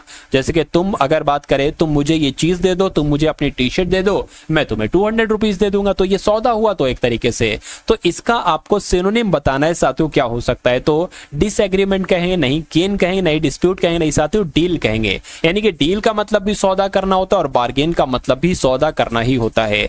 उसके बाद देखिए नेक्स्ट नंबर का सवाल है कि select the incorrectly spelled word, यानी कि आपको बताने की स्पेलिंग किसकी गलत है, बताइए। चलिए, सबमिटेड, ओमिटेड, कमिटेड, रेमिटेड। देखिए इसकी स्पेलिंग मुझे सही लग रही है, लेकिन ओमिटेड की स्पेलिंग साथियों ये नहीं होती। ओमिटेड का मतलब होता है लुप्त हो जाना, यानी कि गायब हो जाना। इसकी स्पेलिंग होती है साथियों OMITTED। तो ओमिटेड ऐसे लिखा जाता है, ना कि जैसे ऑप्शन नंबर बी में लिखा हुआ है। उसके बाद देखिए select the option that can be used as one word substitution for the given word, यानी कि एक सेंटेंस होगा। वन वर्ड सब्स्टिट्यूशन किसे कहते हैं? एक सेंटेंस होगा, उसके लिए आपको एक वर्ड बताना होता है, जैसे हिंदी में होता है वाक्यांश के लिए एक शब्द बताइए, ऐसा यहां पर होता है। तो कहने के गो और कम आफ्टर ए पर्सन और थिंग प्रोसीडिंग अहेड। चलिए, तो इसकी अगर साथियों बात करें, इसका मतलब होता है एक तरीके से फॉलो करना, किसी की चीज को अनुसरण करना। गो और कम आफ्टर ए पर्सन और थिंक प्रोसीडिंग अहेड। तो फॉलो कहां पर लिखा हुआ है? ऑप्शन नंबर बी में लिखा हुआ है, तो इसका मतलब फॉलो हो जाएगा। उसके बाद देखिए नेक्स्ट नंबर का सवाल है आपकी स्क्रीन पर, इसमें भी आपको वन वर्ड सब्स्टिट्यूशन ही बताना है। तो अगर बात करते हैं साथियों connected with the sense of touch, क्या connected with the sense of touch, यानी कि महसूस करना, इसको हम लोग क्या कह सकते हैं साथियों? इसको हम लोग कह सकते हैं महसूस करना, connected with the sense of touch. तो इसका मतलब साथियों आपसे पूछा जा रहा है, मुझे बताइए। देखिए विजुअल की अगर बात करते हैं, विजुअल का मतलब होता है दृश्य, तो ये तो महसूस करना नहीं हुआ। ऑडिटरी की अगर बात करते हैं, ऑडिटरी का मतलब होता है साथियों जो चीज सुनी जाती है, ठीक है ना। टैक्टाइल की अगर बात करें, टैक्टाइल का मतलब होता है महसूस करना, ठीक है ना। तो आपका राइट आंसर जाएगा ऑप्शन नंबर सी के साथ। अगला सवाल है my grandmother is cancelled to the bed, confined to the bed, consent to the bed या कन्फर्म टू द बेड। तो यहां पर अगर बात करते हैं साथियों, कन्फाइंड यहां पर आ जाएगा। क्या आ जाएगा साथियों? कन्फाइंड यहां पर आ जाएगा। उसके बाद देखिए अगला सवाल है, आपको साथियों ओरिजिनेट का क्या बताना है? एंटोनिम बताना है। तो ओरिजिनेट की अगर बात करते हैं साथियों, ओरिजिनेट का मतलब टर्मिनेट का एंटोनिम होगा, या इमेज तो नहीं होगा, ये भी नहीं होगा, ये भी नहीं होगा, बिल्कुल साथियों टर्मिनेट हो जाएगा। यानी कि ओरिजिनेट का मतलब एक तरीके से एंटोनिम क्या हो जाएगा? टर्मिनेट हो जाएगा।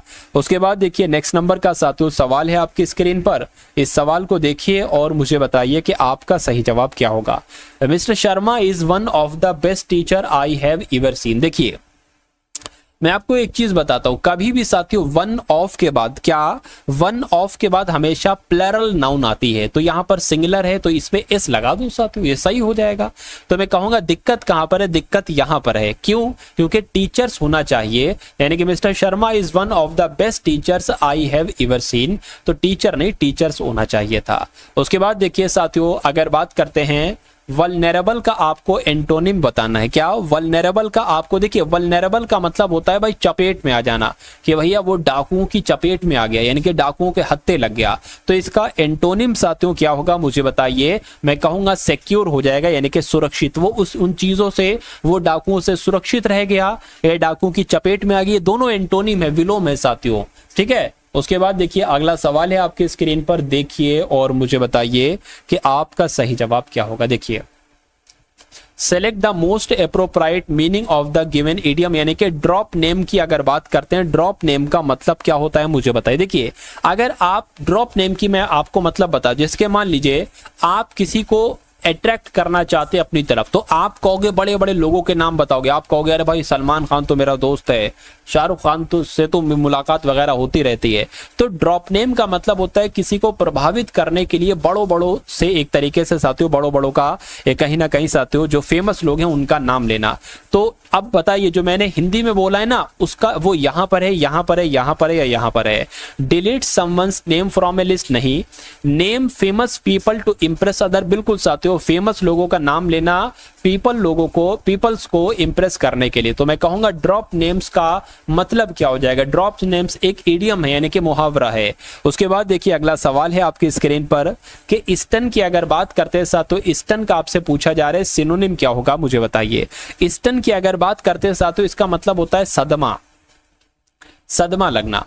तो ट्रिक का मतलब सदमा होता है, जेस्ट का मतलब नहीं साथियों, शॉक का मतलब होता है सदमा लगना। स्टन का सिनोनिम आपका क्या हो जाएगा साथियों, एक तरीके से कहीं ना कहीं शॉक हो जाएगा। नेक्स्ट नंबर का सवाल है, यहां पर अगर बात करें टीम, क्या teams from all over India provided in the talent show, ये आना चाहिए, या teams from all over India participated in the talent show, या प्रोड्यूस्ड या प्रोहिबिटेड। तो मैं कहूंगा पार्टिसिपेटेड यहां पर आना चाहिए। उसके बाद देखिए इनकरेक्ट स्पेल्ड वर्ड, यानी कि कौन सी स्पेलिंग साथियों आपको गलत लग रही है मुझे बताइए। देखिए कलेक्शन की भी सही है, अगर बात करते हैं कॉन्सोलिडेशन की भी सही है, करेस्पॉन्डिंग के साथियों गलत है। अब यहां पर क्या गलत है साथियों, देखिए यहां पर साथियों डबल आर आना चाहिए, जो सिंगल आर है ना ये डबल आर आना चाहिए, और यहां पर डबल एस नहीं बल्कि एक सिंगल एस आना चाहिए। तो इसकी स्पेलिंग गलत है, सही क्या थी वो भी मैंने आपको बता दी। उसके बाद देखिए नेक्स्ट नंबर का सवाल है कि for a member to borrow money from the associated, ठीक है ना, from the associated 3 accounts need to be made, 3 conditions या 3 पॉइंट्स या 3 रेस्ट्रिक्शंस आते, यहां पर क्या आएगा। तो यहां पर कंडीशन आ जाएगा, आंसर आपका बी के साथ जाएगा। Select the most appropriate synonym of the given word, यानी कि डिफाई की अगर बात करते हैं साथियों, यहां पर डिफाई का मतलब क्या होता है। डिफाई का मतलब होता है कहीं ना कहीं साथियों एक तरीके से कहना ना मानना, ठीक है ना, यह हम लोग कह सकते हैं। तो डिफाई की अगर बात करते हैं इसका सिनोनिम जो हो जाएगा वो डिसओबी हो जाएगा। आंसर आपका जाएगा ऑप्शन नंबर डी के साथ। अगला सवाल है आपके स्क्रीन पर देखिए कि सेलेक्ट द ऑप्शन, ठीक है ना, ये भी वन वर्ड सब्स्टिट्यूशन, यानी कि release someone from a duty और ऑब्लिगेशन। तो अगर बात करते हैं साथियों यहां पर आपका राइट आंसर साथियों क्या हो जाएगा मुझे बताइए। तो अगर बात करते हैं साथियों उसको क्या कहा जाता है, उसको एक्सोनरेट कह सकते हैं। क्या कह सकते हैं साथियों, एक्सोनरेट कह सकते हैं। उसके बाद देखिए select the option that can be used, ये भी वन वर्ड सब्स्टिट्यूशन है, यानी कि an object through which we can see it all. बताइए चलिए साथियों यहां पर अगर बात करें क्या आपका साथियों सही जवाब हो सकता है, बताइए। देखिए an object through which we can see at all, ठीक है, यानी कि जिस वस्तु को हम देख सकते हैं तो उसको क्या कहा जाता है साथियों। देखिए अच्छा कैन नॉट है तो मतलब जिसको नहीं देख सकते हैं, तो जिसको नहीं कह देख सकते हैं वो आपकी कहीं ना कहीं अपारदर्शी हो जाएगा। अरे भाई पारदर्शी जो चीज हम देख सकते हैं, अपारदर्शी जिसके नहीं देख सकते उसमें, तो अपारदर्शी को क्या कहते हैं, ओपेक्यू कहते हैं, और आपका राइट आंसर यही हो जाएगा। यानी कि मान लीजिए साथी कोई पॉलिथीन टाइप की है जिसके आर पार हम देख सकते हैं, वो आपका पारदर्शी होता है, और नहीं जिसके उधर को देख पाते हैं तो वो आपका अपारदर्शी हो जाता है, उसको ओपेक्यू कहा जाता है। उसके बाद देखिए साथियों यहां पर आपको बताना है कि इनकरेक्ट स्पेलिंग किसकी है, मुझे बताइए। चलिए साथियों, यहां पर अगर बात करें कि आपका बिल्कुल सही जवाब होगा, बताइए। देखिए यहां पर अगर बात करते साथियों, देखिए रिसेशन की सही है, रेमिशन की सही है। यहां पर अगर बात करें प्रिसिशन की सही नहीं है। क्या इसकी स्पेलिंग होती है, मैं आपको साथियों बतला देता हूं। इसकी स्पेलिंग साथियों ये होती है, यानी कि डबल एस नहीं बल्कि सिंगल एस यहां पर आता है, और इसको कह सकते हैं प्योर, यानी कि शुद्धता एक तरीके से। उसके बाद देखिए अगला सवाल है, और आज की इस क्लास का अंतिम सवाल है, एलर्ट का एंटोनिम क्या होगा, मुझे बताइए। एलर्ट का मतलब होता है सतर्क रहना साथियों, और इसका एंटोनिम क्या हो जाएगा, केयरलेस हो जाएगा, यानी कि क्या दिया है। तो देखिए दोस्तों, अटल बिहारी वाजपेयी नामक पुस्तक किसके द्वारा लिखी गई है। तो दोस्तों यू कैन डू इट, आप कर सकते हैं, याद रखिएगा दोस्तों। इसी पॉजिटिव के साथ हम लोग ये सेशन को अच्छे से देखेंगे। तो अटल बिहारी वाजपेयी नामक पुस्तक किसके द्वारा लिखी गई है, याद रखिए दोस्तों, सागरिका घोष के द्वारा लिखी गई है। तो पहले का हम लोग का सी ऑप्शन क्या हो जाएगा, बिल्कुल राइट ऑप्शन हो जाएंगे। ओके दोस्त, चलिए नेक्स्ट अगला सवाल देखते हैं। क्वेश्चन नंबर आपका देखिए सेकेंड क्या दिया है। हमारे सौर मंडल में शनि का सबसे बड़ा चंद्रमा और दूसरा सबसे बड़ा चंद्रमा कौन सा है। तो साथियों हमारे सौर मंडल में शनि का जो सबसे बड़ा चंद्रमा और दूसरा सबसे बड़ा चंद्रमा कौन सा है, राइट ऑप्शन देंगे सभी दोस्त। तो याद रखिए दोस्तों, टाइटन है, मोस्ट इंपॉर्टेंस वाला। काफ़ी दोस्त इसको भुला कर टाइटन दे देते हैं, नहीं दोस्त टाइटन होता है, याद रखिएगा। तो सी ऑप्शन क्या हो जाएगा, बिल्कुल यहाँ से आपका राइट ऑप्शन हो जाएंगे। ओके चलिए नेक्स्ट अगला सवाल देखते हैं। क्वेश्चन नंबर आपका देखिए थर्ड क्या दिया है। महमूद गजनी के साथ बंधक बनाकर किस विदेशी यात्रा को भारत लाया गया था। तो साथियों महमूद गजनी के साथ बंधक बनाकर किस विदेशी यात्रा को भारत लाया गया था, राइट ऑप्शन देंगे सभी दोस्त। तो याद रखिए अल बरूनी को लाया गया था। तो यहाँ से ऑप्शन ही क्या हो जाएगा हम लोग का, बिल्कुल राइट ऑप्शन हो जाएगा। ध्यान से देखेंगे तो हर एक प्रश्न काफी अच्छे से याद करेंगे आप लोग। नेक्स्ट अगला सवाल देखते हैं दोस्त। क्वेश्चन नंबर आपका देखिए 4 क्या दिया है। प्रसिद्ध सीके नायडू ट्रॉफी किस खेल से संबंधित है। तो साथियों प्रसिद्ध सीके नायडू ट्रॉफी किस खेल से संबंधित है, बताइए आप लोग। तो सीके नायडू ट्रॉफी की बात करेंगे तो साथियों ये क्रिकेट से संबंधित है। डी ऑप्शन क्या हो जाएगा, बिल्कुल राइट ऑप्शन। जिस तरह साथियों अंडर 19 होता है ना, ये आपका अंडर 25 से संबंधित रहता है। जो आपका सीके नायडू ट्रॉफी होता है ना, ये अंडर आपका 25 वर्षों के लिए ये होता है, ध्यान देंगे आप लोग। ओके चलिए नेक्स्ट अगला सवाल देखते हैं। क्वेश्चन नंबर आपका देखिए 5 क्या दिया है। निम्नलिखित में से कौन मिल्खा सिंह की आत्मकथा है। तो साथियों इनमें से मिल्खा सिंह की आत्मकथा कौन है, बताइए आप लोग। तो मोस्ट इंपॉर्टेंस और the race of my life, तो अनब्रेकेबल किसका है, मैरी कॉम का है, याद रखिएगा साथियों मैरी कॉम जी का है। और उसके बाद द टेस्ट ऑफ लाइफ किसकी है, युवराज सिंह का है, याद रखिएगा साथियों। और उसका the straight from the heart किसका है, तो याद रखिए दोस्तों कपिल देव जी का है। मोस्ट चारों याद रखेंगे आप लोग, the race of my life Milkha Singh, unbreakable Mary Kom, the test of my life Yuvraj Singh, the straight from the heart Kapil Dev, याद रखेंगे आप लोग। ओके चलिए नेक्स्ट अगला सवाल देखते हैं। क्वेश्चन नंबर आपका देखिए 6 क्या दिया है। वसा के पाचन पर कौन से अणु बनते हैं। तो साथियों वसा के जो पाचन पर ये कौन से अणु बनते हैं, राइट ऑप्शन देंगे। तो देखिए दोस्तों एक तो आपका फैटी एसिड जिससे आप लोग वसीय अम्ल, और आपका ग्लिसरॉल बनता है। तो बी ऑप्शन क्या हो जाएगा, बिल्कुल आपका यहाँ से राइट ऑप्शन हो जाएंगे। ओके दोस्त, जितने भाई चैनल पे नए तो सब्सक्राइब करके बेल नोटिफिकेशन ऑन करेंगे, क्योंकि दोस्त जिस तरह से एसएससी आपका पैटर्न शुरू किया है ना एग्जामों के लिए, वैसे हम आपको डेली के डेली क्लास अब प्रोवाइड कर रहे हैं। डेली साथियों 11 आपका सुबह के 8 AM पे जो कि मॉडल पेपर चलती है, और आपका 11:30 AM पे साथियों मैथ की क्लास। सॉरी कल की आपकी मैथ की क्लास नहीं लगा था, लेकिन शाम को 7 PM पे जो साथियों आपका, और उसके बाद एक क्लास आपका 7 PM पे। तो तैयार रहेगा साथियों, वेरी वेरी मस्ट इंपॉर्टेंस वाले होंगे। तो एक पारंपरिक भारतीय शास्त्रीय नृत्य शैली कथकली मूल रूप से किस राज्य से संबंधित है, बताइए दोस्तों। एक पारंपरिक भारतीय शास्त्रीय नृत्य जो कि शैली कथकली मूल रूप से किस राज्य से संबंधित है, तो ये केरल से है। तो बी ऑप्शन क्या हो जाएगा, बिल्कुल राइट ऑप्शन हो जाएंगे। ओके चलिए नेक्स्ट अगला सवाल देखते हैं। क्वेश्चन नंबर आपका देखिए 8 क्या दिया है। बांधवगढ़ राष्ट्रीय उद्यान के माध्यम से होकर कौन सी नदी बहती है। तो साथियों बांधवगढ़ राष्ट्रीय उद्यान के माध्यम से होकर कौन सी नदी बहती है, तो याद रखेंगे साथियों कौन सी नदी बहती है बताइए। तो सोन नदी बहती है। तो सी ऑप्शन क्या हो जाएगा, बिल्कुल राइट ऑप्शन। टारगेट हमेशा याद रहे दोस्तों, आज की सेशन से हम आपको टारगेट कम से कम दोस्त 45 दे रहे हैं। टारगेट आपका 45 प्रश्न सही होना चाहिए। देखिए क्वेश्चन नंबर आपका 9 देखिए, रणजी ट्रॉफी 2022-23 किस टीम ने जीती। तो आप सभी को पता होगा सौराष्ट्र के कप्तान जो थे जयदेव नाथकड़ जी, काफ़ी खतरनाक फाइनल मैच में खेले थे।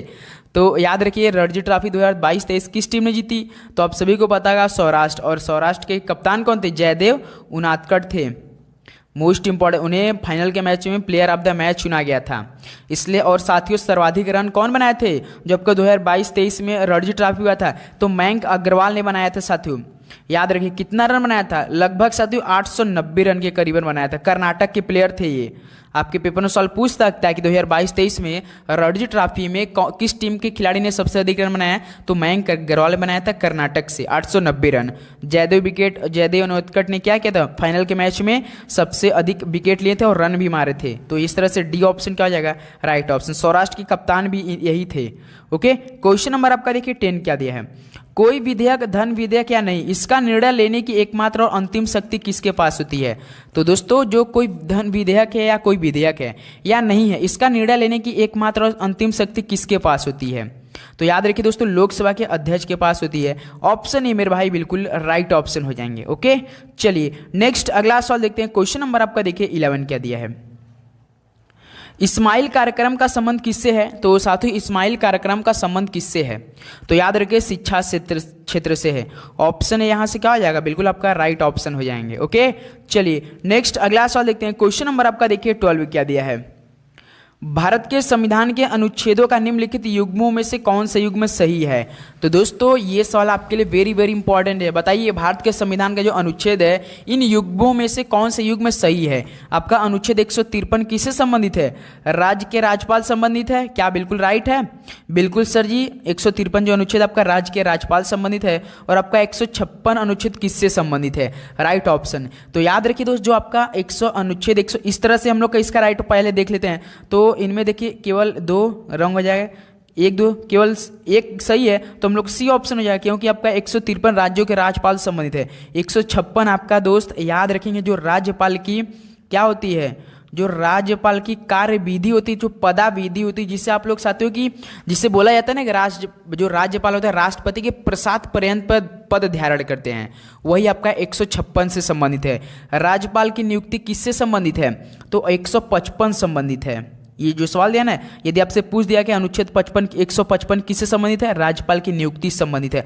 और एक सवाल और पूछता है 154 किससे है, तो 154 साथियों आपका जो राज्य की कार्यकारी शक्ति संबंधित है, क्या है, राज्य की कार्यकारी से संबंधित है। आप लोग ध्यान देंगे सभी दोस्त। ओके, तो आपका 153 किससे हो गया, राज्य के राज्यपाल से। 154 क्या हो गया, राज्यपाल की कार्यकारी शक्ति से। 155 क्या हो गया, राज्यपाल की नियुक्ति से होता है। 156 जो आपका ये दे रखा है, तो ये होता है दोस्तों एक प्रकार का राज्यपाल की पदाविधि, जिसे आप लोग बोलते हैं, जैसे जानते हैं कि राज्यपाल राष्ट्रपति के प्रसाद पर्यंत पद धारण होगा, तो वो होता है 156। तो इस तरह से हम लोग का सी ऑप्शन केवल प्रश्न में केवल सी ऑप्शन जो है कि केवल 153 ही बॉल राइट है। ओके, चलिए नेक्स्ट अगला सवाल देखते हैं। क्वेश्चन नंबर आपका देखिए 13 क्या दिया है, भारतीय संविधान में निम्नलिखित में से कौन सा अनुच्छेद राष्ट्रपति को प्रधानमंत्री नियुक्त करने का अधिकार प्रदान करता है।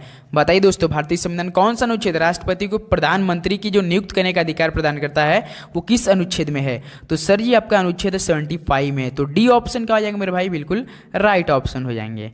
चलिए दोस्त अगला सवाल देखते हैं। क्वेश्चन नंबर आपका देखिए 14 क्या दिया है, परमाणु नाभिक निम्नलिखित में से किस युग में से बना है। मोस्ट इंपॉर्टेंट सवाल है। आपने तो काफी इलेक्ट्रॉन प्रोटॉन न्यूट्रॉन पढ़ा होगा, लेकिन दोस्त ये सवाल मतलब आपने ध्यान नहीं दिया होगा। तो बताइए परमाणु जो नाभिक हो वो किस युग में से बना होता है। तो सर जी ये तो बता है Pn प्लस न्यूट्रॉन से बना है। किस साथियों, प्रोटॉन प्लस न्यूट्रॉन से, इलेक्ट्रॉन नहीं रहते हैं। याद रखिए परमाणु जो नाभिक बने होते हैं वो किससे, न्यूक्लियस जिसे बोला जाता है, न्यूक्लियस। तो क्या होता है किससे, प्रोटॉन और न्यूट्रॉन्स होते हैं। ऑप्शन सी देखिए यहाँ से बिल्कुल आपका राइट ऑप्शन दे रखा है। ओके दोस्त, चलिए नेक्स्ट अगला सवाल देखते हैं। क्वेश्चन नंबर आपका देखिए 15 क्या दिया है, जड़त्व के नियम को यह भी कहा जाता है। तो साथियों जड़त्व के नियम को कौन सा नियम कहा जाता है, सर जी गति का पहला नियम कहा जाता है। याद रखिए दोस्तों आपके पेपर में डायरेक्ट प्रश्न ये आएगा, ऑप्शन ए बिल्कुल राइट हो जाएगा। ओके, चलिए अगला सवाल देखते हैं। क्वेश्चन नंबर आपका देखिए 16 क्या दिया है, निम्नलिखित में से कौन सा क्षेत्र प्राकृतिक वस्तुओं का उत्पादन करता है। यदि दोस्त आपको सवाल मिल जाए कि प्राथमिक क्षेत्र हो या आपका कोई भी मतलब क्षेत्र जो कि प्राकृतिक की बात हो रहा है दोस्तों, वस्तुओं का उत्पादन करता है, तो हमेशा याद रखिए तो प्राथमिक क्षेत्र होता है दोस्त। ऑप्शन है बिल्कुल यहाँ से राइट ऑप्शन। और द्वितीय क्षेत्र जो कि मालिक किसान खेती करता है उगाता है, तो इसे प्राथमिक, जो वहाँ ले जाता है ना दोस्तों उसे द्वितीयक बोलता है, और जो लेकर उसे बेचता है उसे तृतीयक बोलते हैं, याद रखिएगा। चलिए अगला सवाल देखते हैं। क्वेश्चन नंबर आपका देखिए 17 क्या दिया है, निम्नलिखित में से कौन सी थेरवाद बौद्ध धर्म की पवित्र भाषा है? तो मेरे भाई कौन सी थेरवाद बौद्ध धर्म की पवित्र भाषा है? तो याद रखिए पाली है। ऑप्शन ए क्या हो जाएगा यहाँ से आपका? बिल्कुल राइट ऑप्शन हो जाएंगे। ओके चलिए नेक्स्ट अगला सवाल देखते हैं। क्वेश्चन नंबर आपका देखिए 18 क्या दिया है? नाभिक के सहज विघटन की प्रक्रिया क्या है? तो साथियों जो नाभिक के सहज विघटन की प्रक्रिया क्या है? तो सर ये याद रखिए रेडियोधर्मी है। ऑप्शन ए यहाँ से क्या हो जाएगा आपका दोस्त? बिल्कुल राइट ऑप्शन हो जाएंगे। ओके उम्मीद करूंगा दोस्त आपको हर एक प्रश्न काफ़ी अच्छे समझ में आ रहे होंगे और आप लोग काफ़ी अच्छे से याद भी करोगे, क्योंकि दोस्त देखिए एग्जाम काफ़ी नज़दीक आ चुका है। तो अब वही हम आपके लिए प्रश्न बना रहे हैं दोस्त कि जिस तरह से एग्जाम में आपका प्रश्न बनेगा दोस्तों, बिल्कुल ईमानदारी, बिल्कुल दमदार, बिल्कुल साथ में बी पॉजिटिव के साथ आप लोग डेली क्लास लिए और पूरी ईमानदारी से जो मैं ये क्लास तैयार करता हूँ आपको डेली क्लास लेना है सुबह 8 बजे और 11:30 AM पे, शाम को 7 PM पे। देखिए क्वेश्चन नंबर 19 क्या दिया? तिब्बत में किस नदी को सिंगी खंबन शेर का मुहाना कहा जाता है? बताइए दोस्त तिब्बत में किस नदी को सिंगी खंबन शेर का मुहाना कहा जाता है? तो सर जी सिंधु नदी को कहा जाता है। डी ऑप्शन क्या हो जाएगा हमारे भाई? बिल्कुल आपका राइट ऑप्शन हो जाएंगे। ओके चलिए नेक्स्ट अगला सवाल देखते हैं। क्वेश्चन नंबर आपका देखिए 20 क्या दिया है? हरित गृह प्रभाव किसके कारण होता है? तो साथियों जो हरित गृह प्रभाव होता है वो किसके कारण होता है? सोचिए एक बार राइट ऑप्शन दीजिए। तो किसके कारण होता है? तो सर जी मीथेन के द्वारा होता है, CH4। तो बी ऑप्शन क्या हो जाएगा सबका? बिल्कुल राइट ऑप्शन हो जाएंगे। ओके चलिए नेक्स्ट अगला सवाल देखते हैं। क्वेश्चन नंबर आपका देखिए 21। निम्न में से कौन से स्थान पर भगवान महावीर को निर्वाण प्राप्त हुआ था? चलिए दोस्त बताइए कौन से स्थान पर भगवान महावीर जी को निर्वाण प्राप्त हुआ था? तो सर जी ये तो पावापुरी में हुआ था। सी ऑप्शन क्या आ जाएगा? बिल्कुल राइट ऑप्शन। देखिएगा 30 सितंबर को जब आपका एग्जाम होगा ना, पहले ही शिफ्ट में साथियों या तो भगवान महावीर से संबंधित प्रश्न देगा या तो बुद्ध सिंह जी से जरूर सवाल देगा आपके पेपर में। देखिए क्वेश्चन नंबर 22 क्या दिया? द्विध्रुवीय तंत्रिका कोशिकाएं में पाई जाती है। बताइए दोस्तों जो आपका द्विध्रुवीय तंत्रिका कोशिका ये किस में पाई जाती है? तो याद रखिए रेटिना में पाई जाती है। ऑप्शन सी क्या आ जाएगा सबका? बिल्कुल राइट ऑप्शन हो जाएंगे। ओके चलिए अगला सवाल देखते हैं। क्वेश्चन नंबर आपका देखिए 23 क्या दिया है? गौतमी पुत्र सातकर्णी को सातवाहन वंश का सबसे महान राजा माना जाता है, उसका तत्काल उत्तराधिकारी कौन था? बताइए दोस्तों जो गौतमी पुत्र सातकर्णी था उसको तो सातवाहन वंश का सबसे महान राजा माना जाता था, ये सभी को पता होगा। तो उसका तत्काल जो उत्तराधिकारी था वो कौन था? बताइए आप लोग। तो याद रखिए दोस्त वशिष्ठ पुत्र श्री पुलुमावी था। ऑप्शन ए मेरे भाई क्या हो जाएगा यहाँ से आपका? बिल्कुल राइट ऑप्शन हो जाएंगे। ओके चलिए नेक्स्ट अगला सवाल देखते हैं। क्वेश्चन नंबर आपका देखिए 24 क्या दिया है? अष्ट दिग्गज का संरक्षण किसके द्वारा किया गया? तो साथी जो अष्ट दिग्गज थे यानी 8 लोग थे वो उनका संरक्षण किसके द्वारा किया गया था? तो सर जी कृष्णदेव राय जी के द्वारा किया गया था। डी ऑप्शन बिल्कुल यहाँ से आपका राइट ऑप्शन हो जाएंगे मेरे भाई। ओके चलिए नेक्स्ट अगला सवाल देखते हैं। क्वेश्चन नंबर आपका देखिए 25 क्या दिया है? निम्नलिखित में से कौन सा भारत का सबसे ऊंचा जलप्रपात है? बताइए दोस्त भारत का सबसे ऊंचा जलप्रपात राइट ऑप्शन क्या हो जाएगा? तो सर जी कुंचिकल जलप्रपात है। याद रखिएगा ऑप्शन सी यहाँ से आपका दोस्त बिल्कुल राइट ऑप्शन हो जाएंगे। चलिए अगला सवाल बताइए। क्वेश्चन नंबर देखिए 26 क्या दिया है? क्वेश्चन नंबर आपका 26 देखिए गुलाम वंश के कुछ शासकों का नाम नीचे दिया गया है, जैसे आपका दोस्त Razia Sultan, P Q Iltutmish, R Qutubuddin Aibak, S Ghiyasuddin Balban, T Masud Shah. तो साथ उन्हें पहले से आखिरी तक उनके राज्यकाल के अनुसार व्यवस्थित, उन्हें पहले से आखिरी तक। अब ये 5 जैसे दिया गया है दोस्तों गुलाम वंश के कुछ शासक दिया गया नाम, जैसे आपका रजिया सुल्तान, इल्तुतमिश, कुतुबुद्दीन ऐबक, गयासुद्दीन बलबन, मसूद शाह। ये पहले से पहले पे कौन आया था आप सभी को पता होगा दोस्तों। सबसे पहले कौन आया था आप सभी को पता होगा? कुतुबुद्दीन ऐबक आया था। तो कुतुबुद्दीन ऐबक का नंबर कौन सा है मेरे भाई? आप लोग फटाफट देखते चलेंगे। तो कुतुबुद्दीन देखिए आर पे है, तो आर को हम लोग पहले सेट करेंगे। और कब आया था ये याद रखिएगा दोस्तों 1206 से लेकर 1210 के बीच में आया था। और इन्हीं ने साथियों पहले दिल्ली मतलब क्या बना था? दिल्ली का सुल्तान बना था, जो कि साथियों की जो दास वंश था यानी मामलुक राजवंश था। आपने नाम सुना जो कि आपके पेपर में पूछता है कि मामलुक राजवंश यानी दास वंश का दिल्ली सल्तनत का पहला राजवंश था। इसी के शासन में पहले दिल्ली का सुल्तान कौन बना था? तो कुतुबुद्दीन ऐबक, जो कि साथियों 1206 से लेकर 1210, तो यहाँ पे हम लोग आर को सेट कर लेते हैं। उसके बाद दूसरे नंबर पे कौन आया था, तो सर जी 1210 के बाद इल्तुतमिश आ गया था। तो देखिए इल्तुतमिश क्यों है, तो क्यों को हम लोग सेट कर लेते हैं। तो इल्तुतमिश कब आया था, तो इल्तुतमिश आपका आया था 1211 में। और कब आया था दोस्तों, ये 11 से लेकर 1236 के बीच में था। अब दोस्तों आपके इसके बारे में कुछ इंपॉर्टेंट पता होना चाहिए। ये साथी जो कि दिल्ली में जो प्रसिद्ध कुतुब मीनार है ना, तो पूरा किसने किया था, तो इल्तुतमिश ने किया था, याद रखिएगा। और साथियों जो अपनी राजधानी इल्तुतमिश ने क्या किया था, जो कि लाहौर से दिल्ली अपनी राजधानी जो था लाहौर से दिल्ली स्थानांतरित कर दिया था। तो किसने किया था, तो इल्तुतमिश ने ही किया था। तो उसके बाद पहले कौन आया, कुतुबुद्दीन ऐबक, दूसरे पर इल्तुतमिश। इल्तुतमिश देखिए क्यों पे है, आर क्यों हो गया। उसके बाद तीसरे नंबर पे कौन आया था, रजिया सुल्तान आई थी, सभी को पता होगा। रजिया सुल्तान कौन सा अक्षर है, रजिया सुल्तान देखिए पी है, तो हम लोग इसको पी के, पहला आपका कौन आया था, कुतुबुद्दीन ऐबक, दूसरा आपका इल्तुतमिश, तीसरा आप कौन आया था दोस्तों, रजिया सुल्तान। रजिया सुल्तान कब आई थी, 1236 से लेकर 1240 के बीच में रही थी। उसके बाद चौथे नंबर पे महमूद शाह आया था, महमूद शाह टी देखिए, आर क्यू पी टी है, आर क्यू पी टी। उसके लास्ट में एक ऑप्शन कौन बच गया, और R Q P T yes, देखिए लास्ट में गयासुद्दीन था, तो R Q P T yes ऐसा ऑप्शन है, R Q P T yes देखिए पहला ऑप्शन दे रखा है।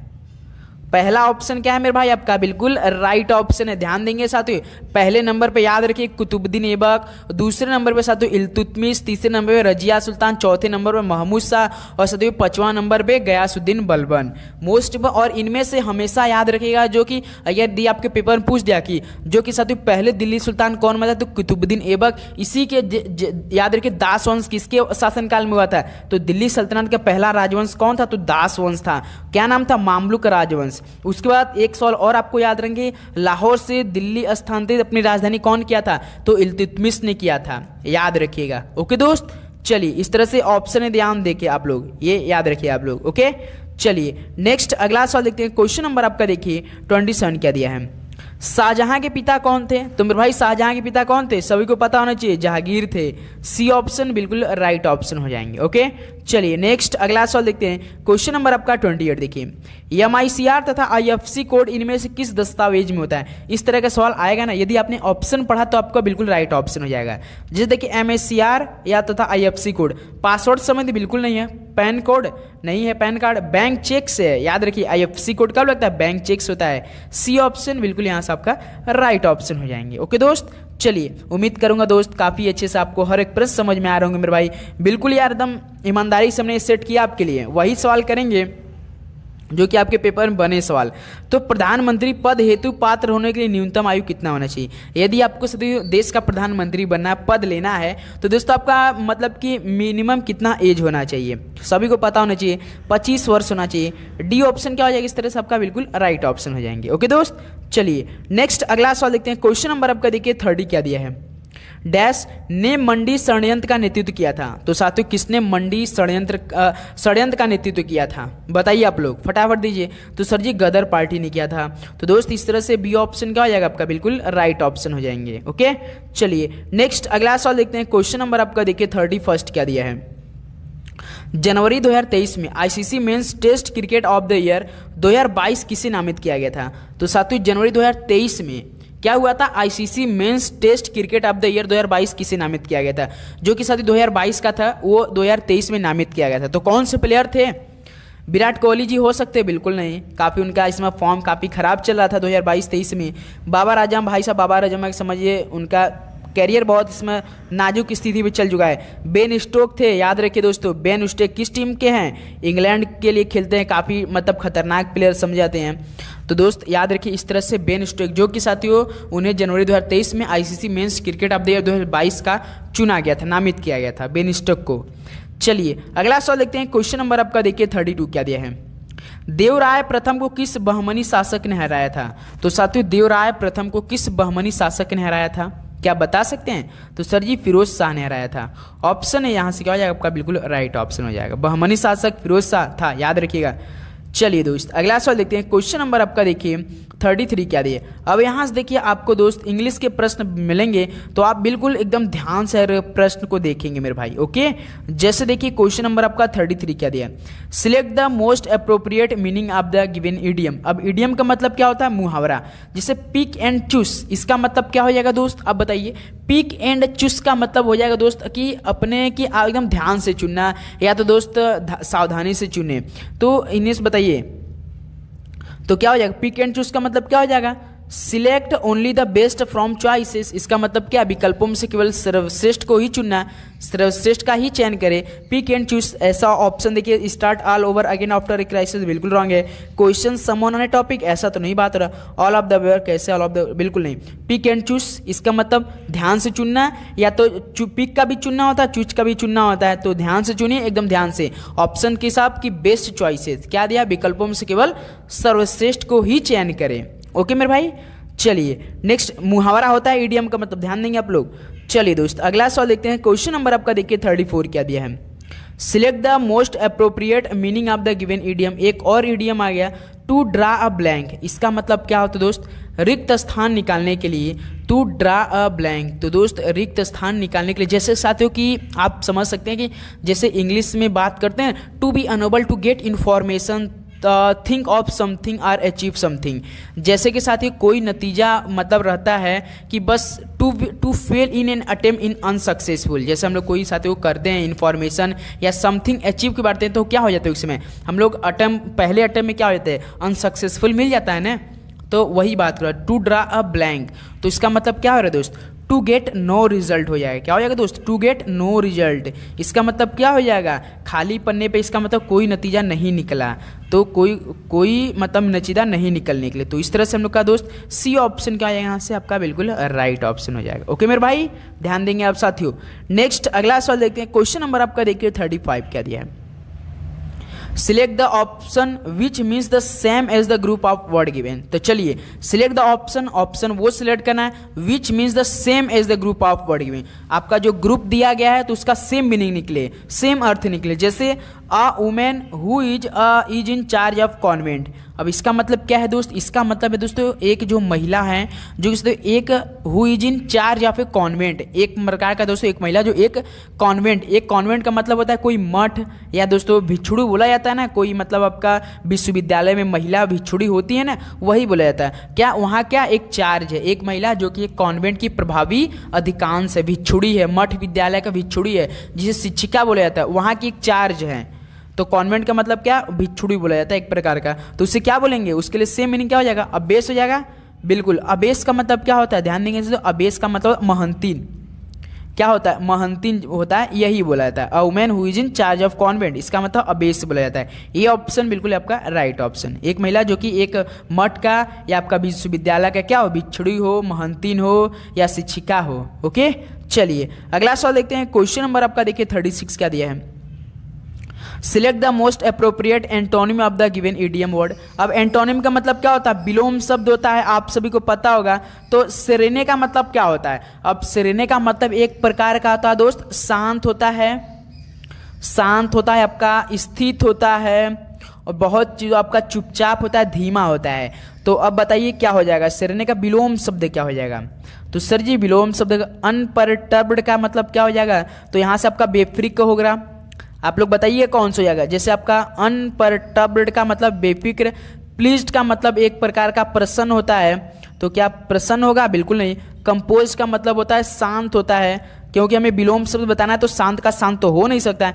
एजिटेटेड हो सकता है, क्योंकि एजिटेटेड का मतलब होता है उत्तेजित होता है, तो उत्तेजित बिल्कुल राइट ऑप्शन हो जाएगा। एजिटेटेड मतलब उत्तेजित, तो शांत का विलोम क्या हो जाएगा, उत्तेजित हो जाएगा।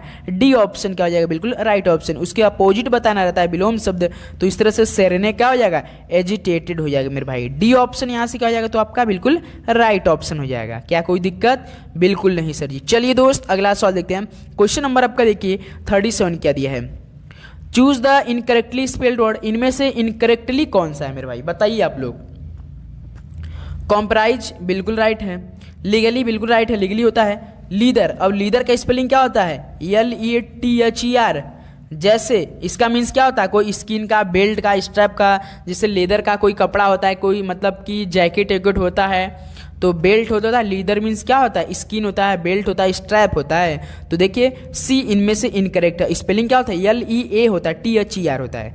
तो सी ऑप्शन क्या हो जाएगा यहाँ से हम लोग का, बिल्कुल राइट ऑप्शन हो जाएंगे। ओके दोस्त, चलिए अगला सवाल देखते हैं। क्वेश्चन नंबर आपका 30। अपना भी स्कोर आप लोग बताते चलेंगे, अपना भी हर एक क्वेश्चन का जवाब देते चलेंगे। आपको भी एनालिसिस बहुत जरूरी है कि आपका किस जोन में कौन सा वीक बता रहा है, ऐसा आपको पता लगेगा मेरे भाई। इसलिए चैनल पे नहीं तो सब्सक्राइब कर लीजिएगा आप लोग। क्वेश्चन नंबर 38 देखिए, choose the best suited synonym of the given word from the following sentences. तो साथियों सिनोनिम्स का मतलब क्या होता है, तो सर जी सिनोनिम्स का मतलब होता है पर्यायवाची। अब आपका एनोमली का बताइए क्या हो जाएगा। अब एनोमली का यहाँ से मतलब क्या हो जाएगा, एक प्रकार का दोस्तों विसंगति बोला जाता है। अब आप सोचेंगे विसंगति कैसे बोला जाता है, तो विसंगति मतलब जिसे आप लोग असंगति कहते हैं उसी को असंगति, और एक प्रकार का नियमहीनता भी बोला जाता है। तो इसका क्या हो जाएगा मतलब, इसका नॉर्मल, सामान्य, स्ट्रेट बिल्कुल नहीं, तो मेरे भाई इरेगुलरिटी हो जाएगा। अनियमितता, नियमहीनता, तो क्या हो जाएगा मेरे भाई, अनियमितता हो जाएगा, यानी इरेगुलरिटी हो जाएगा। तो एनोमली का मतलब पर्यायवाची क्या हो जाएगा, इरेगुलरिटी हो जाएगा। सी ऑप्शन मेरे भाई बिल्कुल राइट ऑप्शन। अब इंटीग्रिटी का मतलब क्या होता है, अखंडता होता है, अखंडता होता है, ध्यान देंगे आप लोग। तो इस तरह से सी ऑप्शन इरेगुलरिटी दोस्त बिल्कुल राइट ऑप्शन हो जाएंगे। ओके मेरे भाई, चलिए नेक्स्ट। सिनोनिम्स क्या होता है, बिल्कुल उसके समान शब्द बताना रहता है, ऐसा कि नहीं अपोजिट नहीं, उसके समान। देखिए दोस्त क्वेश्चन नंबर आपका देखिए 39 क्या दिया, a state of lawlessness or political disorder due to the absence of governmental authority. इसका मतलब क्या है दोस्त, आप बता सकते हैं। जैसे दोस्त की अ स्टेट ऑफ लॉलेसनेस और political disorder due to the absence of governmental authority, इसका मतलब क्या है कि जैसे सरकारी प्राधिकार है, इसके अभाव कारण जो कि अराजकता या राजनीतिक अर्थव्यवस्था की स्थिति बोला जा रहा है। तो इसके लिए एक शब्द आपको बताना है, बताइए। जिसे सरकारी प्राधिकारी, इसके अभाव के कारण जो अराजकता होता है या आपका राजनीतिक होता है अर्थव्यवस्था की स्थिति, तो उसके लिए एक शब्द क्या, वन वर्ड में बताना है। जैसे आपका ऑटोनॉमी का मतलब क्या होता है, तो सर जी एक तो आपका मतलब होता है स्वयं शासन होता है। क्या होता है, स्वयं शासन, जिसे आप लोग क्या बोलते हैं, स्वायत्तता बोलते हैं उसी को। और आपका अनार्ची का मतलब क्या होता है, तो ये एक प्रकार का अराजकता बोलते हैं। क्या दोस्त, अराजकता बोला जाता है। उसका डेमोक्रेसी का सभी को पता, प्रजातंत्र होता है, लोकतंत्र इसी को बोला जाता है। और उसका ओलिगार्ची का मतलब क्या होता है, कुलीन तंत्र। क्या, कुलीन तंत्र, ध्यान देंगे आप लोग। तो इनमें से कौन सा जाएगा, अराजकता संबंधित कौन सा हो जाएगा इनमें से, तो सर जी एनआरची हो जाएगा मेरे भाई। एनआरची का मतलब क्या होता है, अराजकता ही होता है। तो बी ऑप्शन यहाँ से क्या हो रहा है हम लोग का, बिल्कुल राइट ऑप्शन हो जाएंगे। ओके दोस्त, चलिए नेक्स्ट अगला सवाल देखते हैं। क्वेश्चन नंबर आपका देखिए 40 क्या दिया है, choose the incorrectly spelled word. अब यहाँ से आप लोग चूज वो करना है जो कि इनकरेक्टली है। एल्यूजियंस का मतलब क्या होता है मेरे भाई, एल्यूजियन का मतलब इशारा होता है। स्पेलिंग देखते चलेंगे कौन किस्मान है। और परपिटुएशन का मतलब क्या होता है दोस्त, एक प्रकार का स्थिरता होता है। सब आप याद करते चलेंगे, स्थिरता होता है। अब आपका ब्यूरो का मतलब क्या होता है, ब्यूरो जो आपका विभाग, कार्यालय। अब रेपिटेटिव का मतलब क्या होता है, दोहराव का स्पेलिंग क्या होता है सर जी, तो REPE तो होता है। लेकिन दोस्त हमेशा याद रखिए इस तरह का क्वेश्चन इनकरेक्टली हो या मिस स्पेल्ड हो, उसमें दोस्त केवल एक वर्ड से स्पेलिंग या तो गलत हो जाएगा या तो सही होगा या तो मिस देगा। जैसे देखिए REPETI होता है मेरे भाई, TITEV। देखिए इसमें यहाँ टी के पहले वाले आई दे रखा है, यहाँ देखिए प्रश्न में ई दे रखा है, तो यहीं से रॉन्ग हो गया था, इनकरेक्ट हो गया था। तो क्या होता है स्पेलिंग, REPTITIV होता है। ध्यान देंगे जो दोहराव होता है, दोहराते हैं हम लोग, तो इस तरह से इनकरेक्ट कौन है, डी है हम लोग का। डी यहाँ से बिल्कुल राइट ऑप्शन हो जाएंगे। ओके मेरे भाई, चलिए नेक्स्ट अगला सवाल देखते हैं। क्वेश्चन नंबर आपका देखिए 41 क्या दिया है, अ वायलेंट और forceful flow of fluid, one word. तो दोस्त इस तरह का सवाल आपके पेपर में बनता है कि नहीं, बताइए आप लोग। क्या हो जाएगा, जो आपका अ वायलेंट और फोर्सफुल फ्लो ऑफ फ्लूइड, इसका मतलब तरल पदार्थ का जो तीव्र या सशक्त प्रभाव, उसे क्या बोलते हैं, जो तरल पदार्थ होता है उसका तीव्र या आपका सशक्त प्रवाह, उसे क्या बोला जाता है, तो सर जी उसे तो टोरेंट बोला जाता है। अब टोरेंट का मतलब क्या होता है, तो टोरेंट का मतलब धार होता है, याद रखिए। हैमलेट का मतलब क्या होता है, एक प्रकार का छोटा गांव होता है। अब वेवी का मतलब क्या होता है, झुंड होता है। और आपका स्ट्रीम का मतलब क्या होता है, इसकी मतलब धारा होता है। स्टीम मतलब धारा होता है, लेकिन टॉरेंट का मतलब क्या होता है, केवल धार होता है। तरल पदार्थ का तीव्र या सशक्त प्रवाह क्या होता है, धार बोला जाता है। डी ऑप्शन बिल्कुल राइट हो जाएगा। ओके मेरे भाई, चलिए अगला सवाल देखते हैं। क्वेश्चन नंबर आपका देखिए 42 क्या दिया, select the most appropriate antonym of the given word. अब एंटोनिम इंथुजियाज्म का मतलब क्या होता है, इंथुजियाज्म बोला जाता है ना, उत्साह बोला जाता है ना, काफ़ी हर्षोल्लास रहता है, इंथुजियाज्म है। तो उसके लिए एक्साइटमेंट, एंटोनिम बताना है। एक्साइटमेंट होगा क्या, बिल्कुल अपोजिट। लेथार्जी, बिल्कुल लेथार्जी हो सकता है, क्योंकि लेथार्जी का ही मतलब होता है क्या, दो लेजीनेस होता है, एक प्रकार का सुस्ती होता है, आलस होता है, और आपका स्लॉथ होता है, इंडोलसेंस होता है, तो लेथार्जी ही हो सकता है। पैसन क्या हो जाएगा, बिल्कुल नहीं हो जाएगा। डेवोशन बिल्कुल नहीं होगा। तो बिलोम क्या हो जाएगा, इंथुजियाज्म, खुशी के क्या हो जाएगा, मतलब कोई खुशी रहेगा तो सुस्ती, आलस, काफ़ी दुखी, इस प्रकार का बनेगा ना, तो इंथुजियाज्म का मतलब क्या हो जाएगा, लेथार्जी हो जाएगा दोस्त। तो बी ऑप्शन क्या हो जाएगा, बिल्कुल राइट ऑप्शन हो जाएगा। चलिए नेक्स्ट अगला सवाल देखते हैं। क्वेश्चन नंबर आपका देखिए दोस्त 43 क्या दिया है, 4 शब्द दिए गए हैं जिनमें से 3 किसी न किसी तरीके से एक समान है और एक असंगत है, उस असंगत शब्द का चयन कीजिए। चलिए दोस्त, इनमें से 4 शब्द दिए गए हैं कि 3 किसी न किसी तरीके से समान है, लेकिन इनमें से एक भिन्न है, तो वही आपको भिन्न वाला बताना है। जिस देखिए, क्लर्क, न्यायालय, योद्धा, अभिनेता। बताइए दोस्तों, आप इसमें देख सकते हैं, अगर आपका रीजनिंग बिल्कुल दमदार होगा तो दोस्त इस सवाल को आपको खटाक से उड़ा सकते हैं।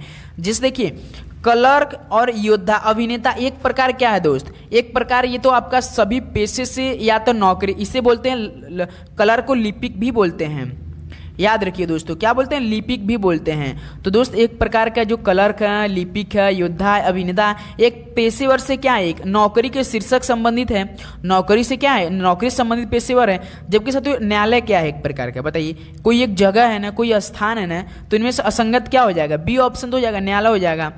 तो इस तरह से हम लोग का बी ऑप्शन क्या हो जाएगा, न्यायालय, क्योंकि न्यायालय एक प्रकार का स्थान है और आपका क्लर्क, योद्धा, अभिनेता एक प्रकार क्या है, नौकरी संबंधित क्या है, ये सब एक प्रकार से संबंधित पेशा है अपना, सभी अपना पेशे से करते हैं ना। तो इस तरह से बी ऑप्शन क्या हो जाएगा, बिल्कुल राइट ऑप्शन हो जाएंगे। चलिए नेक्स्ट अगला सवाल देखते हैं। क्वेश्चन नंबर आपका देखिए 44। अब इस सवाल को हल करना है एकदम अच्छे से। यदि प्लस का अर्थ माइनस, गुणा दिया है, गुणा का अर्थ भाग है, भाग का अर्थ माइनस और माइनस का अर्थ प्लस है, तो दिए गए व्यंजक का मान बताइए। चलिए अब इसको हल करते हैं। जैसे देखिए आपका ये समीकरण दिया है, जैसे समीकरणों को हल करते हैं हम लोग। जैसे देखिए 79 दिया है, 79 माइनस दिया, अब माइनस का अर्थ क्या दिया, प्रश्न देखिए माइनस का अर्थ प्लस है, तो माइनस जगह हम लोग प्लस रख दिए, प्लस आपका 87 हो गया। उसके बाद 87 प्लस, प्लस का अर्थ देखिए गुणा दे रखा है प्रश्न में, तो गुणा हम लोग प्लस की जगह गुणा रख दिए। उसके बाद प्लस, उसके बाद भाग का अर्थ क्या दिया है, गुणा का अर्थ भाग है, भाग का अर्थ माइनस है, तो भाग की जगह हम लोग माइनस करेंगे क्योंकि प्रश्न में दे रखा है। उसके बाद गुणा, तो गुणा का अर्थ क्या दे रखा है, गुणा का अर्थ भाग दे रखा है, तो गुणा की जगह हम लोग भाग रख दिए। अब चलिए इस समीकरण को हल कीजिए आप लोग। क्या किए हम लोग, जो साइन इंडिकेट कर रहा है बस वही हम लोग रखे हैं। जैसे आपका माइनस की जगह प्लस बोला, उसके बाद प्लस की जगह गुणा बोला, भाग की जगह आपका माइनस बोला, गुणा की जगह भाग रखा। अब बॉडमस के नियम लगा दीजिए। बॉडमस के नियम में एक पहले क्या सॉल्व होता है, आपका डिवाइड होता है, पहले ब्रैकेट नहीं है, ऑफ नहीं है, तो हम लोग divide, multiplication, addition, subtraction.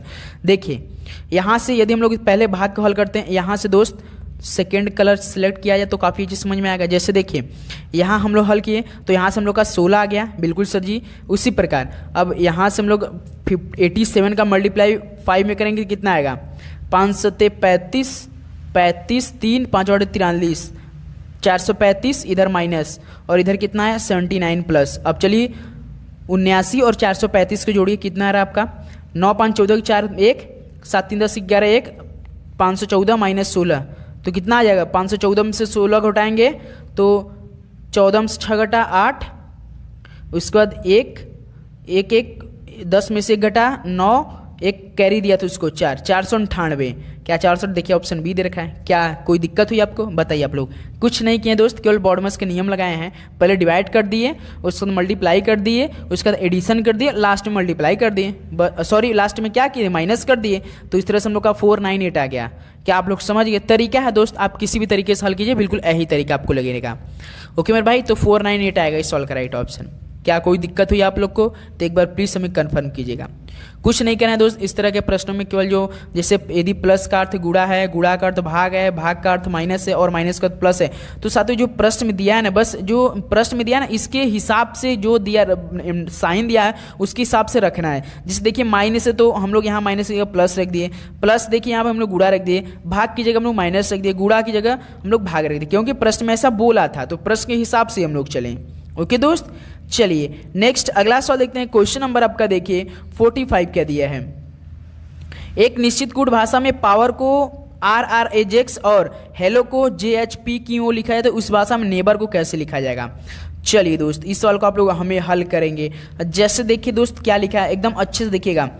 Power को क्या लिखा है? POWER, POWER को क्या लिखा है दोस्त? RRAJX। एक समझाएंगे, उसके बाद लास्ट वाला जो हमसे पूछा वो हल कर देंगे, क्योंकि सारा यही है। जैसे देखिए P आपका, पहले इस तरह के सवाल पे दोस्तों आपको क्या करना है, कोडिंग करना पड़ेगा, तभी इस सवाल का आपको बिल्कुल सही आएगा। एक क्वेश्चन हमेशा याद रखिए, 2 क्वेश्चन आपके पेपर में बनेगा इस यहाँ से कोडिंग डिकोडिंग से। P आपका कितना नंबर का? 16, O आपका 15, W आपका 23, E आपका 5, R आपका 18 और आपका R फिर 18, उसके बाद A आपका 1 नंबर पे, J आपका दोस्त 10 नंबर पे, X आपका 24 नंबर पे। तो चलिए अब इससे आप लोग हल करेंगे, फटाफट हल करेंगे। किस नंबर पे कैसे आया? जैसे देखिए 16 से 18 कैसे आएगा? प्लस 2 किया होगा, बिल्कुल सही। 15 से 18 कैसे आया होगा? प्लस 3 किया होगा। 2 से 1 कैसे गया होगा मेरे भाई? क्या आप बता सकते हैं 2 से 1 कैसे गया होगा? W भाई ना, W 23 नंबर है, 23 से देखिए यहाँ पर W 23 है भाई, यहाँ पर ध्यान देंगे। अब W 23 है, 23 से 1 कैसे बनाया होगा? यदि हम लोग 23 में 4 जोड़ेंगे तो कितना आएगा? 23 में यदि हम 4 जोड़ेंगे तो साथियों हम लोग का 27 आ जाएगा ना, बिल्कुल 27 क्या हो जाएगा? 27 सर जी तो ए हो जाएगा। 27 कैसे ए हो जाएगा? याद ध्यान देखिए साथियों, ये लीजिए मान लीजिए आपका 26 ठो वर्ड होते हैं, ए से लेकर जेड तक 26 होते हैं, तो ए से लेकर 26 तक कौन होता है? 26 पे जेड होता है। हमेशा याद रखिए दोस्तों, जेड के बाद जब भी 26 के बाद अगला नंबर है, जैसे 27 नंबर शुरू हुआ तो जुड़ने पर तो हमेशा फिर से ए से स्टार्टिंग हो जाता है। तो इस तरह से प्रश्न में हम लोग 23 में 4 जोड़े तो 27 पे कौन हो जाएगा? तो ए हो जाएगा। यदि 23 में हम लोग 5 जोड़ते हैं तो 28 होता है। 28 पे कौन होता है? 26 के बाद 27 पे ए, 28 पे बी होता है, फिर 29 पे सी, उसका 30 पे आपका डी, ऐसे बढ़ता जाता है, शुरू से स्टार्टिंग हो जाता है। ध्यान देंगे आप लोग। उसी प्रकार 5 से 10 कैसे आएगा दोस्तों? 5 में हम लोग 5 जोड़ दिए, क्या कर रहा है? +2 +3 +4, उसका +5, उसका देखिए 18 से 24 क्या किया? +6 किया। 18 में यदि हम लोग +6 करेंगे तो 24 आ जाएगा। तो क्या समीकरण बनाया? +2 +3 +4 +5 +6 किया है दोस्त, यही समीकरण क्या है? तो अब हमसे किसका पूछा है मेरे भाई? नेबर का पूछा है। जैसे NEBER, नेबर। अब नेबर में n कितने नंबर पर था सर जी? 14 नंबर पे। पहले इसका आप लोग कोड कीजिए आप लोग फटाफट।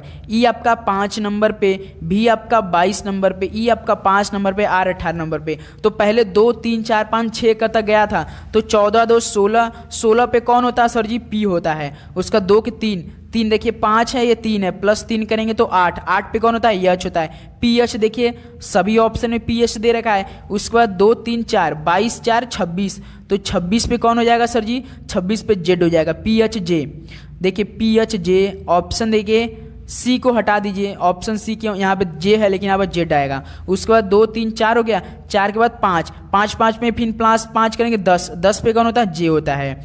तो PHJZJ क्या ऑप्शन? देखिए ऑप्शन ए को हटा दीजिए, क्योंकि देखिए 2 ऑप्शन सी और डी में जे दे रखा है। लास्ट में देखिए उसके बाद 6 24, 18 5 तक जोड़े, 18 6 24 हो जाएगा। लास्ट में +6, 24 पे कौन होता है? एक्स होता है। देखिए PHJZJX कौन ऑप्शन दिया है? ऑप्शन डी दे रखा है मेरे भाई।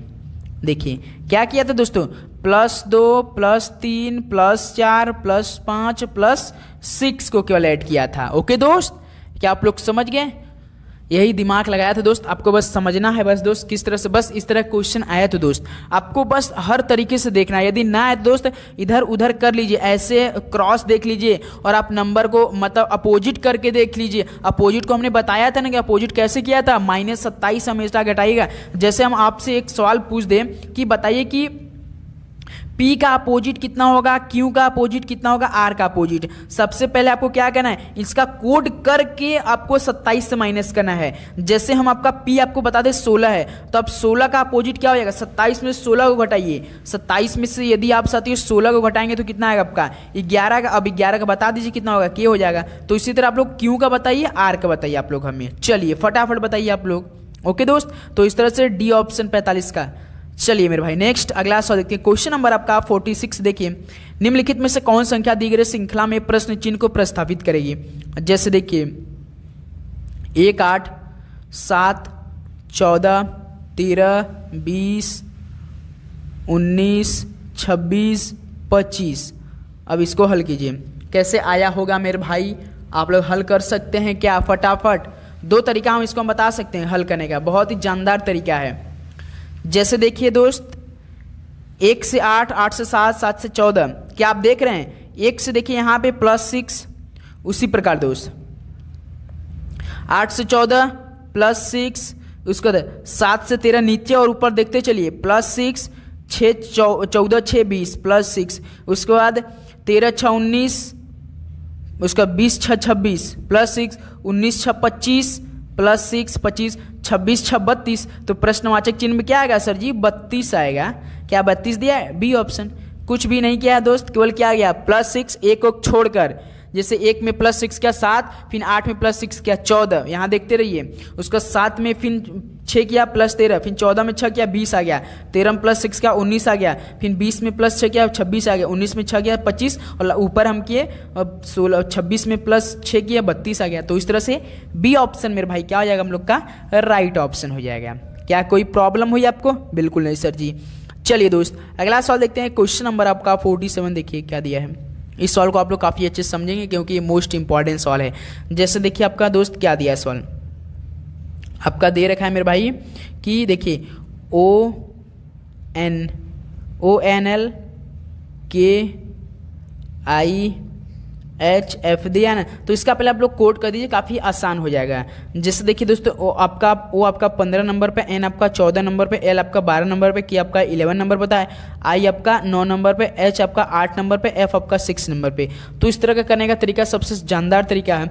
जैसे देखिए दोस्त आप कैसे कर सकते हैं, यहाँ पे देखिए 15 से 14 -1, 14 से 12 -2, 12 से 11, उसके बाद -1, 11 से 9 -2, 9 से 8 -1, 8 से 6 -2, उसके बाद देखिए -1 -2 -1 -2 -1 -2, फिर -1 कर देंगे हम लोग यहाँ से, तो 5 हो जाएगा। 5 पे कौन हो जाएगा, ई हो जाएगा, क्योंकि हमने से अल्फ़ाबेट अक्षर पूछा है। तो देखिए बी ऑप्शन हो जाएगा। क्या बिल्कुल राइट हुआ बी ऑप्शन, क्या आप लोग समझिए कि नहीं एक बार। अब इसी तरीका को एक दूसरा हम कर सकते हैं। जैसे कि देखिए एक तरीका और आपको इस तरह के सॉल्व बना दे। जैसे O आपका 15 नंबर पे था, N आपका सत्य 14 नंबर पे है, आपका ONL आपका दोस्त 12 नंबर पे, K आपका 11 नंबर पे, आपका I आपका 9 नंबर पे, उसके बाद H आपका 8 नंबर पे, F आपका 6 नंबर पे। देखिए दोस्त यहाँ से क्या क्या है, 15 से -3 किया तो भी आपका 12 हो गया, 14 से -3 ये भी हो गया, 12 से -3 किया 9, 11 से फिर देखिए 11 से यहाँ पे 8 किया -3 किया तो 8 आ गया,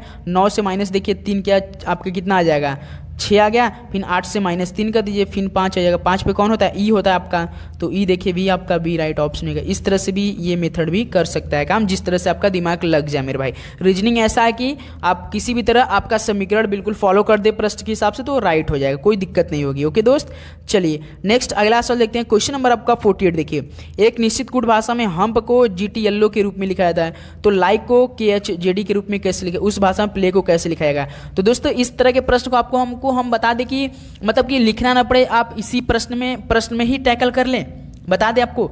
जैसे देखिए दोस्त चलिए देखिए, जैसे आपका HUMP, यदि आपको ABCD याद है तो आप खटाक से कर सकते हैं। जैसे हम्प को क्या लिखा है, GTLO लिखा है ना। जैसे देखिए H के पहले कौन होता है नंबर, बताइए आप लोग। H के पहले कौन होता है, G होता है कि नहीं। U के पहले कौन होता है, T होता है कि नहीं। M के पहले कौन होता है, L होता है। P के पहले कौन होता है, U होता है कि नहीं, बता दीजिए आप लोग। क्या क्या -1 कर दिया है। H के पहले G होता है, T के बाद क्या आता है, U होता है, L के बाद M आता है, O के बाद P आता है। इस तरह देखिए, इसी प्रकार देखिए क्या दिया, लाइक को क्या लिखा है, जिसे देखिए लाइक को KHDG, जिसे देखिए लाइक को क्या लिखा है KHJD लिखा है। तो एल के पहले कौन था? के, एच, आई, जे, के, डी, ई होता है कि नहीं? बताइए, एल के पहले के, आई के पहले एच, के पहले जे, ई के पहले डी होता है। इस तरह से आप इस तरह से भी कर सकते हैं। इसका समीकरण कर दीजिए 16, 9, के, ई 5, आपका ई 4, 10, 8, आपका 11, क्या? अरे भाई साहब 16, आपका एल 12 नंबर पर होता है भाई। तो देखिए 12 से 11 -1, 9 से 8 -1, 11 से 10 -1, 5 से 4 -1। पहले को करा है। अब इसी तरह हम लोग करते हैं जिस तरह से हमको बताएं, जिससे हमको प्ले का पूछा है। तो पी के पहले कौन आता है? ओ पी होता है, ओ लिख दें। एल के पहले कौन होता है? के एल होता है, तो के हम लिख देंगे, ओके। और उसके बाद ए के पहले कौन होता है? कोई बता सकता है क्या ए के पहले कौन होता होगा? अभी हमने बताया है कि 27 पे ए होता है, ए के पहले 27 के पहले 26 होता है, जेड होता है सर जी, जेड होता है। तो ओ के जेड, क्या ऑप्शन दिया? ओ के जेड, देखिए ओ के जेड, सी ऑप्शन दिया है, बिल्कुल पूरा हल करने की जरूरत नहीं है। ओ के जेड। और वाई के पहले कौन होता है? एक्स, वाई, जेड, तो एक्स होता है, ओ के जेड एक्स। देखिए सी ऑप्शन दे रखा है। क्या कोई दिक्कत हुई? इस तरह के प्रश्न दोस्तों टाइम बचत करने का बिल्कुल निंजा ट्रिक है मेरे भाई। इस तरह का प्रश्न आपको हल करना ही पड़ेगा साथी। चलिए दोस्त अगला सवाल देखते हैं। क्वेश्चन नंबर आपका देखिए 49 क्या दिया है दोस्त। इस तरह के प्रश्न को आपको काफ़ी अच्छे से हल करने की जरूरत है। जिस देखिए सही विकल्प का चयन कीजिए जो दिए गए शब्दों की व्यवस्था को तार्किक और सार्थक क्रम में इंगित करता है। जैसे देखिए दोस्त आपका वाक्य, अक्षर, पैराग्राफ, अध्याय, पुस्तक दे रखा है कि नहीं? तो आप इस तरह के प्रश्न को कैसे हल करेंगे? सबसे पहले नंबर को देखिए और देखिए क्या क्या कैसे बन सकता है। इसको आपको इस तरह के प्रश्न हमेशा याद रखिए दोस्तों। बड़ी इकाई से लेकर छोटी इकाई तक की मतलब कि क्या करता है? प्रतिनिधित्व करता है। हमेशा बड़ी से लेकर छोटी इकाई तक आपको क्या करना है? प्रगति का प्रतिनिधित्व करना है, हमेशा याद रखिए। तो सबसे पहले इनमें से क्या हो जाएगा? तो दोस्त आप सभी को पता होगा जो अध्याय है, अध्याय को मिलाकर एक क्या बनता है? जैसे दोस्तों आपका अध्याय को मिलाकर एक पुस्तक मिलता है, तो पुस्तक हमेशा आपका 5 नंबर पर हो जाएगा। उसको देखिए आपका नंबर के हिसाब से हम लोग सेट करेंगे। देखिए पुस्तक यहाँ पर दिया है, तो अध्यायों को मिलाकर एक पुस्तक बनती है, बिल्कुल 5 नंबर पे। उसी प्रकार कई पैराग्राफ क्या बनाते हैं? एक अध्याय बनाते हैं, कई पैराग्राफ जैसे रहते हैं दोस्त, ऐसे रहे तो एक अध्याय बनता है ना। तो अध्याय कौन से नंबर पे? 4 नंबर पे। देखिए 5, 4 हम लोग लिख देंगे। उसके बाद जैसे कि अध्यायों को मिलाकर एक पुस्तक बनती है, ध्यान से सुनते रहिए। उसके बाद मेरे भाई कि एक पैराग्राफ जो था, बड़े पैराग्राफ एक अध्याय बनाते हैं। उसके बाद तो दोस्त मेरे भाई उसके बाद क्या हो जाएगा? लास्ट में कौन बनाता है? वाक्यों को पैराग्राफ बनाने के लिए समूहबद्ध किया जाता है। वाक्यों को पैराग्राफ बनाने के लिए समूहबद्ध किया जाता है। तो वाक्यों को पैराग्राफ, तो 3 नंबर पे कौन है आपका? पैराग्राफ। देखिए 5, 4, 3 हो जाएगा। उसके बाद मेरे भाई और वाक्यों बनाने के लिए अलग अलग अक्षरों का उपयोग करते हैं, सभी को पता होगा। वाक्यों को बनाने के लिए हम लोग क्या करते हैं? अलग अलग अक्षरों का उपयोग करते हैं ना। तो कौन सा हो जाएगा? 1 नंबर पर कौन है? वाक्य है, तो आपका 1 हो जाएगा। 5, 4, 3, 1। और दूसरे नंबर पर कौन है सर जी? अक्षर हो जाएगा। समझे कि नहीं आप लोग? 5, 4, 3, 1, 2 ऑप्शन कैसा है? 5, 4, 3, 1, 2 हो जाएगा। देखिए बी ऑप्शन दिया है मेरे भाई, बी ऑप्शन आपका बिल्कुल राइट ऑप्शन हो जाएगा। 5, 4, 3, 1, 2 हो जाएगा मेरे भाई। ओके, हमेशा याद रखिए अध्यायों को मिलकर एक मतलब की पुस्तक बनता है, और साथियों की कई पैराग्राफ, बड़े पैराग्राफ एक अध्याय बनाते हैं, आपने देखा होगा। और दोस्त वाक्य को जैसे पैराग्राफ बनाने के लिए क्या किया जाता है? समूहबद्ध किया जाता है ना। और वाक्य बनाने के लिए हम लोग अलग अलग अक्षरों का उपयोग कर लेते हैं। तो इस तरह से आपका 5 नंबर पे पुस्तक, 4 नंबर पे अध्याय, 3 नंबर पैराग्राफ, उसके बाद दोस्त 1 नंबर पे वाक्य, दूसरे नंबर पे अक्षर आता है। चलिए मेरे भाई नेक्स्ट अगला सवाल देखते हैं। क्वेश्चन नंबर आपका 50 देखिए। निम्नलिखित प्रश्न में दिए गए विकल्पों से भिन्न अक्षरों का चयन कीजिए। चलिए दोस्त निम्नलिखित प्रश्नों में दिए गए विकल्पों से भिन्न अक्षर का पहला ऑप्शन देखिए जेड है। जेड आपका 26 नंबर पे, भी आपका 22 नंबर पे, आर आपका 18 नंबर पे। 26 से 22 -4, 22 से 18 -4, पहला ऑप्शन। दूसरा क्यू एम आई, क्यू आपका 17 नंबर पे, एम आपका 13 नंबर पे, आई आपका 9 नंबर पे। 17 से 13 -4, 13 से 9 -4, बिल्कुल -4 हो गया। ऑप्शन सी ओ आपका कितने नंबर पे? 15 नंबर पे, के आपका 11 नंबर पे, जी आपका 7 नंबर पे। -4 बिल्कुल ये तीनों ऑप्शन तो बिल्कुल राइट है। उसके बाद डब्ल्यू टी पी, डब्ल्यू आपका 23 नंबर पे, टी आपका 20, देखिए यही हो गया। 23 से 20 -3 कर दिया, तो डी ऑप्शन हो गया। टाइम बचा था इस तरह का प्रश्न हल करने के, तुरंत आप लोग कोड कीजिए, आगे बढ़ जाइए। और टी से पी तो बिल्कुल आपका 4 को गया, क्योंकि टी आपका 20 होता है, पी आपका 16, लेकिन डब्ल्यू से टी किया, -3 का गैप किया है। डब्ल्यू 23 का होता है, टी आपका 20 का होता है। ओके मेरे भाई, चलिए नेक्स्ट अगला सवाल देखते हैं। क्वेश्चन नंबर आपका दोस्त 51 देखिए क्या दिया है। निम्नलिखित प्रश्न में दिए गए विकल्पों से भिन्न शब्द का युग्म चयन कीजिए। Ottawa Canada, Karachi Pakistan, Rome Italy, Canberra Australia. ये सब दोस्त आपका पहला शब्द राजधानी या दूसरा शब्द देश है, तो आपको इनमें से भिन्न शब्द का चयन करना। ये सवाल आप सभी लोगों के लिए होमवर्क रहेगा। आप सभी दोस्त हमें कमेंट बॉक्स में देंगे कनाडा की राजधानी ओटावा, पाकिस्तान की क्या होती है, इटली क्या होती है, ऑस्ट्रेलिया क्या होती है। चलिए बताइए, देश राजधानी के सिलेक्ट करना, चारों ऑप्शन याद करेंगे आप लोग। चलिए दोस्त, इस सवाल का राइट ऑप्शन हमें कमेंट बॉक्स में दीजिए। तो दोस्त इस तरह से टोटल 51 क्वेश्चन कंप्लीट हो चुका है।